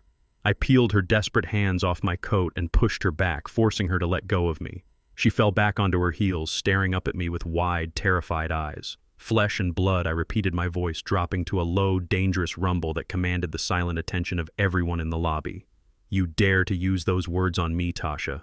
You dare to talk about the loyalty of flesh and blood. Let me remind you exactly what this black father did for his flesh and blood. I leaned forward, making sure she had to look directly into my cold, unforgiving eyes. "When you were 10 years old, you caught a severe strain of pneumonia." I said my words, slicing through her pathetic sobbing like a razor blade. "Do you remember that, Tasha? You were lying in a hospital bed attached to a mechanical ventilator, struggling desperately for every single breath. The doctors told me and your mother that the out-of-pocket medical treatments were going to cost thousands of dollars that my basic government insurance simply would not cover. They told us to prepare for the absolute worst." Tasha whimpered, looking down at the floor, but I grabbed her chin and forced her to look at me. "Do you know what I did?" I asked, my voice echoing with decades of heavy sacrifice. I did not ask for pity. I did not complain. I went straight from my day job at the federal auditing office to a freezing local warehouse loading heavy wooden crates until midnight. And when that shift was over, I went to a plasma clinic and I literally sold my own blood twice a week just to keep your heart beating. I worked 3 brutal shifts a day, sleeping 2 hours a night in my rusty car because I refused to let my little girl die. I broke my back and I bled my own veins dry so you could grow up and live a beautiful, privileged life." Tasha was shaking uncontrollably, tears falling from her chin onto the dirty tile floor. "Dad, I know," she gasped. "I know you sacrificed. And how did you repay that blood, Tasha?" I roared, my voice cracking like a whip. "You married an arrogant white scammer who looked at me like I was a disposable piece of trash. You sat in my living room sipping expensive wine and you agreed to let him pump me full of heavy sedatives. You smiled while you negotiated a $500 cash bribe to lock the father who literally saved your life into an abusive psychiatric ward. You were perfectly happy to throw me into the garbage so you could steal my house and go drink margaritas on a tropical beach." "It was Kyle," she cried out desperately, trying to maintain her web of lies. "Do not you ever blame him for your own evil," I snapped, cutting her off completely. "Kyle was a greedy fool, but you were the architect of the betrayal. You talk about family loyalty, Tasha. You talk about blood. The bond of flesh and blood was permanently severed the exact moment you picked up a pen and forged your own mother's signature." Tasha physically recoiled as if I had just slapped her across the face. She knew that I knew absolutely everything. "Vivian worked her entire life to build our family savings," I continued, my voice turning completely hollow and lethal. "And while she was lying on her deathbed fighting terminal cancer, you forged her signature to access her private accounts. You stole from your own dying mother to fund your fake high society lifestyle. You did not just betray me, Tasha. You spat on every single sacrifice we ever made for you. You are completely rotten to the absolute core." "Dad, please no," Tasha cried out, reaching desperately for my hand again. "I am so sorry. I was stupid. I will do anything. I will work for you. I will pay you back every single penny. Just do not abandon me. I have nowhere to go. I have absolutely nothing left." I pulled my hand away, stepping completely out of her reach. "You are right," I stated, staring down at her miserable, shivering form. "You have nothing, because you are nothing to me. As of this exact moment, you are no longer my daughter. You are just a criminal waiting for a federal indictment." I did not wait for her to respond. I did not want to hear another pathetic excuse or another fake apology. I turned my back on the woman kneeling on the dirty linoleum floor. I adjusted my cashmere overcoat and began walking toward the heavy glass exit doors at the front of the federal building. Behind me, Tasha let out a guttural, agonizing scream. It was a sound of pure, total devastation. "Dad," she shrieked, her voice echoing violently through the massive lobby. "Come back! You cannot do this to me!" "Dad." I pushed through the heavy glass doors, stepping out into the freezing winter air of the city. The cold wind hit my face, but it felt incredibly clean and refreshing. I heard her continuous, desperate screams muffled slightly by the thick glass behind me, but I did not slow my pace. I walked down the concrete steps toward the waiting armored sport utility vehicle that Marcus Vance had arranged for me. The driver opened the heavy rear door. I stepped inside the warm, luxurious leather interior. I told the driver to pull away from the curb and head toward my new life, and as the dark vehicle glided smoothly down the city street, I never once looked back. The heavy mahogany doors of the federal courthouse swung open, echoing with a profound sense of absolute finality. I walked down the center aisle of the massive courtroom, my polished leather shoes stepping in perfect rhythm. I was wearing a sharp charcoal gray suit and a maroon tie, sitting proudly in the front row of the gallery directly behind the prosecution table. The room smelled of polished wood and old paper, a scent I was intimately familiar with after 40 years of working hand in hand with federal prosecutors. But today I was not here as a senior auditor for the Internal Revenue Service testifying about corporate tax evasion. I was here as the primary victim and the master architect of the destruction of the two men sitting at the defense table. Kyle and Dr. Arrington sat shoulder to shoulder, looking absolutely pathetic in their matching bright orange federal prison jumpsuits. Their wrists and ankles were bound by heavy steel chains that rattled loudly every time they shifted nervously in their wooden chairs. Kyle looked completely hollowed out. His expensive haircut had grown out into a greasy mess, and his broken nose had healed slightly crooked, leaving a permanent ugly bump on his face. Dr. Arrington, the sleazy psychiatrist who had eagerly accepted a cash bribe to declare me legally incompetent, was sweating profusely, constantly wiping his forehead with a trembling hand. They had both hired expensive defense attorneys using whatever hidden funds they could scrape together, but those slick lawyers looked completely defeated before the judge even entered the room. When the federal judge walked in and slammed his heavy wooden gavel, the entire courtroom fell into a dead silent hush. The trial did not take weeks or even days. It was a swift, brutal, and entirely overwhelming execution of justice. The prosecution started with Dr. Arrington. The sleazy doctor had tried to claim that his medical assessment was a simple professional mistake caused by my own deceptive acting. His highly paid lawyer stood up and argued that there was no concrete proof of malicious intent. I just smiled, leaning forward slightly in my wooden pew. They had absolutely no idea that they were up against a man who had spent 4 decades building airtight financial cases that completely destroyed criminal organizations. The federal prosecutor stood up and pressed a button on his laptop. The clear, high-definition audio recording that I had captured from beneath my hallway table echoed loudly through the entire courtroom. Every single person in the gallery listened in absolute horror as Arrington's greedy voice filled the room. I documented advanced stage 3 Alzheimer's disease accompanied by aggressive delusions, the doctor's recorded voice boasted without a shred of guilt. A judge will rubber stamp the guardianship transfer by tomorrow morning. I will expect the remaining $5,000 transferred to my offshore account once the house is sold. A collective gasp rippled through the courtroom. Arrington physically shrank in his chair, burying his face in his chained hands. But the prosecutor was not finished. He projected a massive spreadsheet onto the courtroom monitors. Thanks to the meticulous forensic audit I had prepared with Marcus Vance, the federal investigators had easily tracked the initial $5,000 cash bribe right back to the serial numbers from Kyle's illegal bank withdrawals. The evidence was absolute perfection. It was a flawless, impenetrable wall of concrete guilt. The judge looked down at Dr. Arrington with pure, unadulterated disgust. Medical professionals are entrusted with the safety and dignity of our most vulnerable citizens, the judge stated, his voice booming with righteous anger. You weaponized your medical license to assist in the financial exploitation and permanent imprisonment of an innocent elderly man simply for a handful of dirty cash. The judge did not hesitate. He permanently revoked Arrington's medical license, stripping him of his career, his reputation, and his livelihood. Then he dropped the heavy gavel, sentencing the disgraced doctor to 5 solid years in a federal penitentiary. The armed bailiffs grabbed Arrington by his arms and dragged him out of the courtroom while he wept like a broken child. Then it was Kyle's turn. If Arrington's case was a swift execution, Kyle's trial was a slow, agonizing dismemberment of his entire fake tech visionary persona. His defense attorney tried desperately to spin a narrative of a desperate young man who had simply made bad investments and gotten in over his head. He tried to claim that the forged home equity loan was a simple family misunderstanding and that the severed gas line was a terrible accident caused by a faulty kitchen appliance. The federal prosecutor completely dismantled every single lie in less than 20 minutes. The prosecution played the security footage I had recovered from my late wife Vivian's bedroom. The entire courtroom watched Kyle's face clearly illuminated in the night vision camera as he violently destroyed the beautiful floorboards with a heavy steel crowbar. Then the prosecutor played the audio of Kyle clearly and calmly explaining his plan to cut the gas line and burn me alive while I slept. I will leave his bedroom window cracked open so he does not smell it while he sleeps. Kyle's cold recorded voice echoed through the silent room. If the old man burns to death in a tragic accident, the house goes straight to you.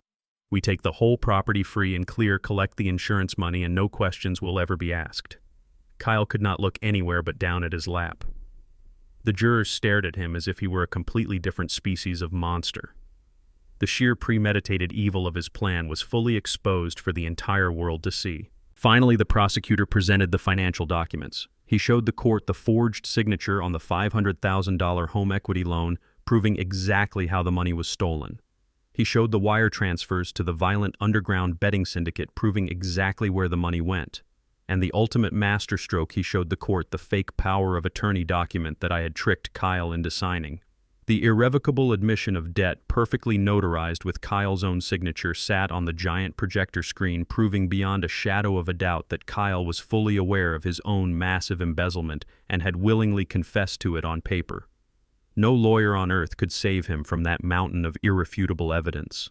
The defense attorney literally sat down and remained completely silent, offering absolutely no closing argument because there was absolutely nothing left to say. The federal judge leaned forward, adjusting his glasses and staring a hole directly through Kyle's skull. Trenton Hayes, the judge, began, his voice laced with heavy, lethal authority. You are a predator. You looked at a grieving, hard-working 72-year-old man and you saw nothing but an automated teller machine. You stole his retirement savings, you forged federal banking documents, and when you realized your own reckless gambling had put your life in danger, you actively attempted to murder him in his sleep. You are an absolute danger to society and a complete disgrace to humanity. Kyle began to hyperventilate. His chest heaved violently as the crushing weight of reality finally collapsed his arrogant lungs. He realized there was no escape. For the charges of first-degree federal wire fraud, aggravated identity theft, elder abuse, and the attempted premeditated murder of Desmond Crawford, the judge announced, his voice echoing loudly off the mahogany walls. I sentence you to 15 years in a maximum security federal penitentiary without the possibility of parole. The heavy wooden gavel slammed down with an explosive crack. Kyle let out a guttural, agonizing scream. His knees completely gave out and he collapsed onto the courtroom floor, dragging his defense attorney down with him. He sobbed uncontrollably, thrashing against his heavy steel chains. He realized in that exact devastating moment that his life was completely over. There was no cryptocurrency to save him. There were no tailored Italian suits, no leased sports cars, and no arrogant business pitches. For the next 15 years of his natural life, he was going to be nothing more than a number trapped inside a cold concrete cage surrounded by violent men who would not care about his fake corporate persona. Two massive federal bailiffs stepped forward, grabbing Kyle by his armpits and hauling him forcefully off the floor. Kyle looked back over his shoulder, his terrified, tear-streaked face locking eyes with me one last time. He opened his mouth to beg to plead for a mercy that I simply did not possess. I did not smile. I did not gloat. I just sat perfectly still in my tailored suit, looking at him with the cold, empty eyes of a man who had successfully taken out the trash. I gave him a slow, deliberate nod, confirming his absolute permanent destruction. The heavy wooden doors of the courtroom swung open, and the bailiffs dragged the screaming, crying fraud out into the hallway. The doors slammed shut, cutting off his pathetic wails and plunging the courtroom into a peaceful, satisfying silence. The inescapable net of justice had fallen perfectly over my enemies, dragging them down into the dark abyss where they truly belonged. I stood up from my wooden pew, buttoned my expensive jacket, and walked calmly out of the courthouse, a completely free and victorious man. I sat in the warmth of my new study, looking out over the frozen lake, holding a brief manila folder delivered by Marcus Vance. The federal government had completely liquidated my old suburban house and seized every single dollar from Kyle's fraudulent bank accounts. With her arrogant husband sitting in a maximum security federal penitentiary, Tasha was left entirely on her own. She had no money, no credit, and absolutely no friends. The audio recording of her plotting to drug me and lock me in a psychiatric ward had made her completely radioactive in her high society circles. She had spent the first few weeks wandering the freezing streets of Chicago, sleeping in cheap roadside motels until her remaining cash completely ran out. She was forced to sell her designer handbags, her tailored silk pajamas, and her diamond jewelry to local pawn shops just to buy hot meals. When she finally hit rock bottom, she had to swallow her massive, arrogant pride and look for a minimum wage job. But nobody wanted to hire a woman whose face was plastered across the local news connected to a massive federal fraud and elder abuse scandal. She was a complete pariah in the city she used to treat like her own personal playground. But the universe has a very dark and perfect sense of poetic justice. There was only one place in the entire metropolitan area desperate enough to hire a woman with a ruined reputation, a suspended bank account, and absolutely no professional references. It was a place with incredibly high staff turnover and absolutely miserable working conditions. It was Sunset Manor, the exact same underfunded, notoriously abusive nursing home where Tasha had gleefully arranged to have me permanently imprisoned, the facility that constantly smelled of industrial bleach, stale urine, and boiled cabbage. Tasha was hired as a third-shift janitorial sanitation worker. The woman who used to wear expensive silk pajamas and complain about the invisible dust on her antique Persian rugs was now wearing a rough, scratchy gray polyester uniform. She spent her long, agonizing days on her hands and knees scrubbing human waste out of public toilets, mopping filthy, sticky linoleum floors, and emptying overflowing bedpans. She was constantly screamed at by the exact same massive, aggressive orderlies she had once tried to bribe with $500 in cash. She was entirely trapped in the very hell she had meticulously built for me. Every single time she wiped down a rusty hospital bed, she had to live with the agonizing reality that she was supposed to be sipping expensive cocktails on a tropical beach in Hawaii. Instead, her manicured hands were cracking, peeling, and bleeding from the harsh, unyielding cleaning chemicals. I did not go out of my way to track her down or monitor her daily misery. I had moved on with my life, finding profound peace and purpose in my newfound freedom and absolute financial security. As a retired senior auditor, I had spent decades accumulating wealth, making incredibly smart, silent investments that my greedy family never even knew about. I decided to use a significant portion of those funds to create a charitable foundation dedicated to protecting vulnerable senior citizens from financial exploitation and institutional abuse. My foundation targeted the absolute worst nursing homes in the state, offering massive financial grants to completely overhaul their failing facilities, fire corrupt administrative staff, and install strict medical oversight programs. Because of its horrific reputation, Sunset Manor was at the very top of my list for a total administrative restructuring. On a freezing Tuesday morning, I scheduled a surprise inspection and donation meeting with the board of directors at the facility. I arrived in the back of my chauffeured luxury sedan wearing a perfectly tailored dark wool suit and a heavy cashmere overcoat.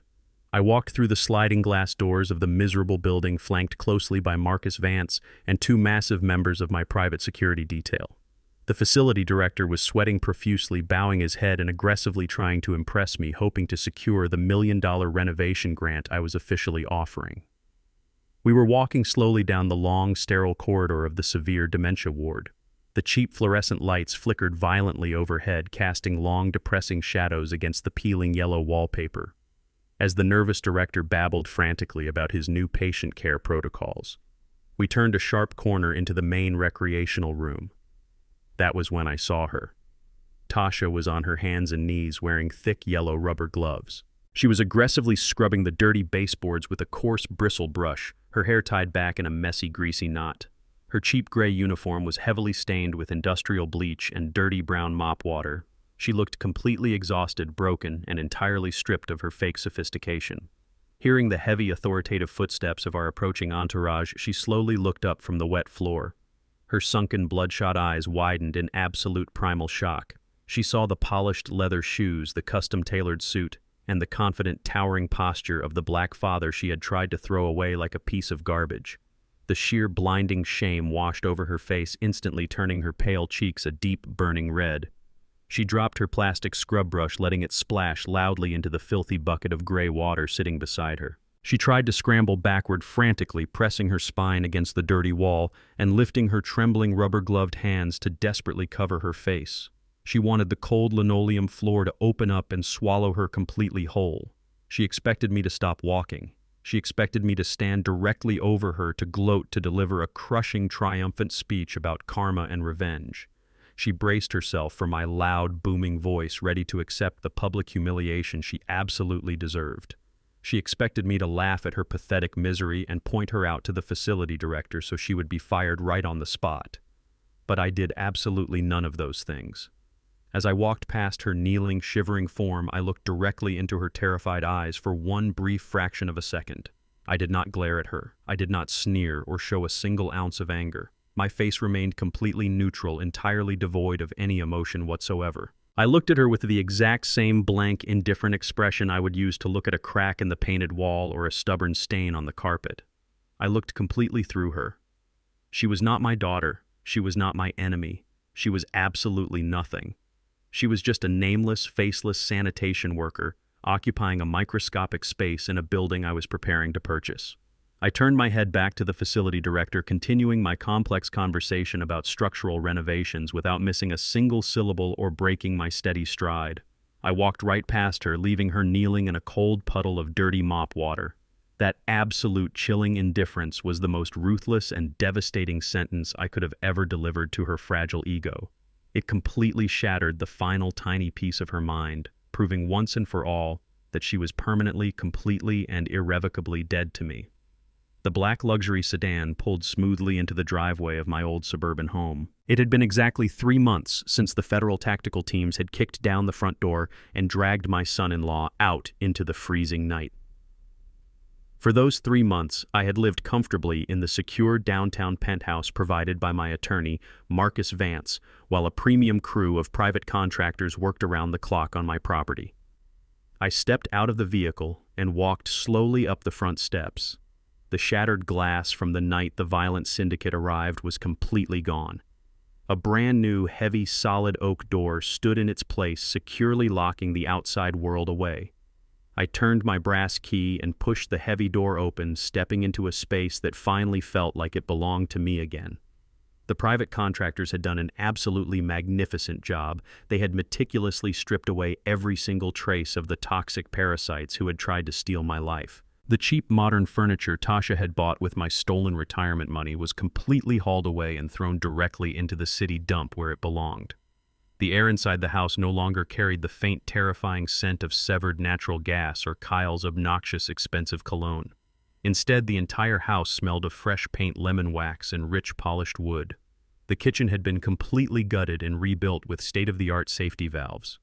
I walked slowly up the freshly carpeted staircase, listening to the profound silence of a home that was finally at peace. I stepped into my late wife Vivian's sanctuary. The beautiful antique oak floorboards that Kyle had violently ripped apart with a heavy steel crowbar in his desperate search for financial ledgers had been flawlessly replaced by master carpenters. You could not even tell they had ever been damaged. The antique cedar chest sat perfectly at the foot of the bed, undisturbed and secure. The room was exactly as Vivian had left it. It was no longer a frantic crime scene. It was a place of deep, spiritual rest. I stood in the center of the room, letting the calm energy wash over my tired shoulders. I walked over to the solid mahogany dresser where a beautiful silver-framed photograph of Vivian rested. In the picture, she was smiling that warm, brilliant smile that had captured my heart over 40 years ago, back when we had absolutely nothing but each other. Beside the photograph sat a small brass incense burner. I reached into my pocket, pulled out a simple matchbook, and struck a flame. I lit a single stick of sandalwood incense, blowing gently on the glowing red tip, until a thin ribbon of fragrant white smoke began to curl gracefully into the quiet room. The earthy, calming scent filled the space, instantly grounding my spirit. I looked directly into the beautiful eyes of the woman who had warned me about the bottomless greed living right under our own roof. "I have cleaned our home, my love." I whispered, my voice thick with a heavy, beautiful sorrow that was finally completely free of any anger. "The rats are gone. The foundation is solid again. You can rest easy now, Vivian. I kept my promise." I stood there for a long time, watching the smoke dance in the sunlight filtering through the pristine window panes. I felt her presence in the room, a soft, comforting warmth that wrapped gently around my shoulders. She had been the meticulous accountant who caught the initial financial discrepancy. She had given me the exact map I needed to navigate the treacherous minefield our own daughter had laid out for us. Together, even separated by death, we had successfully defended our fortress. The absolute darkest chapter of my life was officially closed, but simply securing my own home was not enough to satisfy the justice burning inside my chest. I had spent 4 decades working as a senior auditor for the Internal Revenue Service, dismantling vast networks of financial predators. I knew firsthand that for every arrogant fool like Kyle, there were 100 more slick, desperate criminals actively hunting for vulnerable senior citizens. They look for the weak, the confused, and the isolated. They bribe corrupt medical professionals like Dr. Arrington to forge psychiatric evaluations, and they use those lies to steal entire life savings. I refused to sit back and let that happen to anyone else in my city while I had the power to stop it. Later that afternoon, I sat at my restored dining room table with my ruthless attorney, Marcus Vance. We opened the massive financial portfolios attached to my anonymous, irrevocable blind trust. The wealth I had quietly accumulated over my lifetime, combined with the massive liquidation of Kyle's seized assets, gave me a significant war chest, and I was ready to weaponize it for the greater good. I directed Marcus to facilitate the immediate purchase of a massive controlling share of the local hospital network. I did not buy it for the corporate profit margins. I bought it for the absolute operational control. By the end of the week, I officially established the Vivian Foundation for Elder Protection. The trust injected millions of dollars into aggressive legal oversight programs designed to severely audit the financial and medical records of every single nursing home patient in the county, starting heavily with Sunset Manor.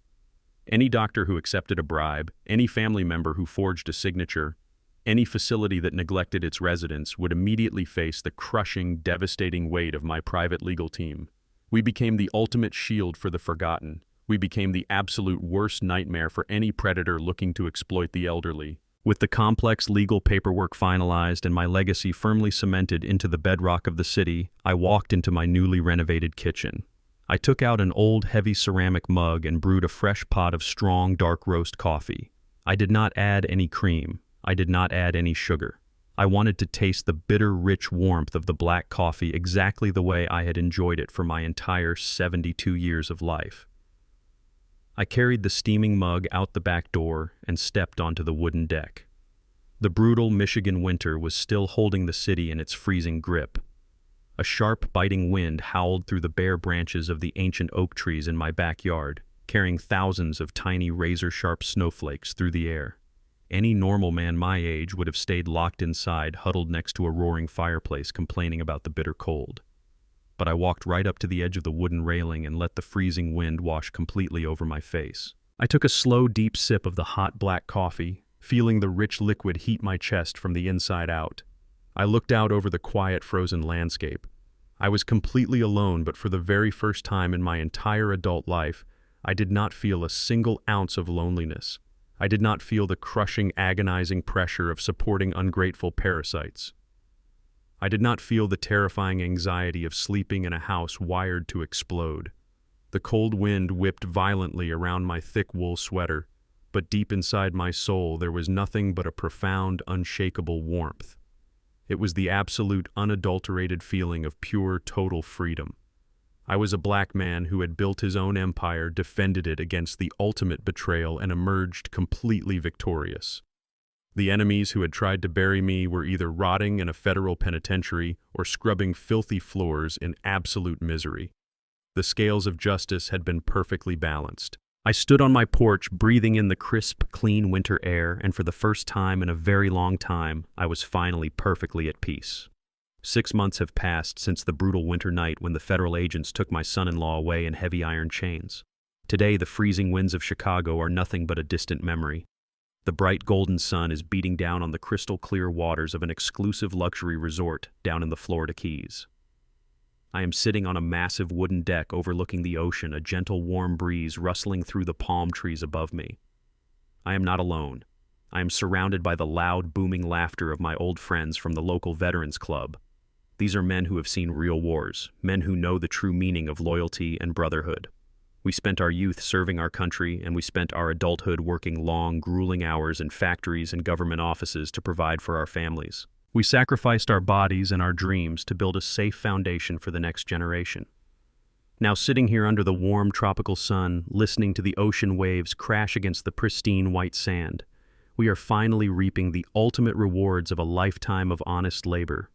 We are smoking premium hand-rolled cigars and drinking top-shelf bourbon, clinking our heavy crystal glasses together in celebration of life.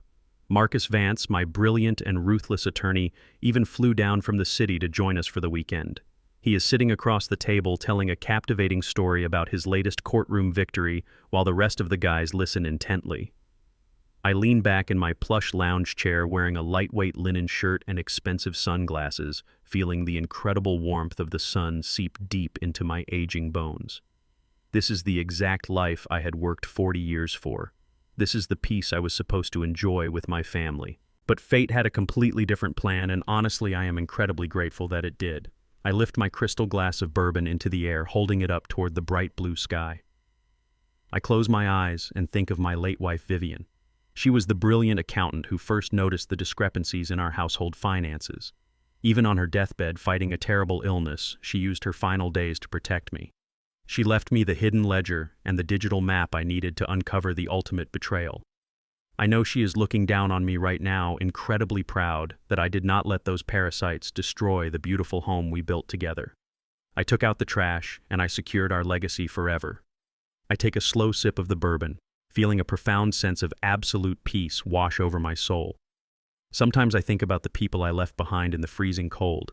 I think about Kyle sitting in his tiny concrete cell in the maximum security federal penitentiary.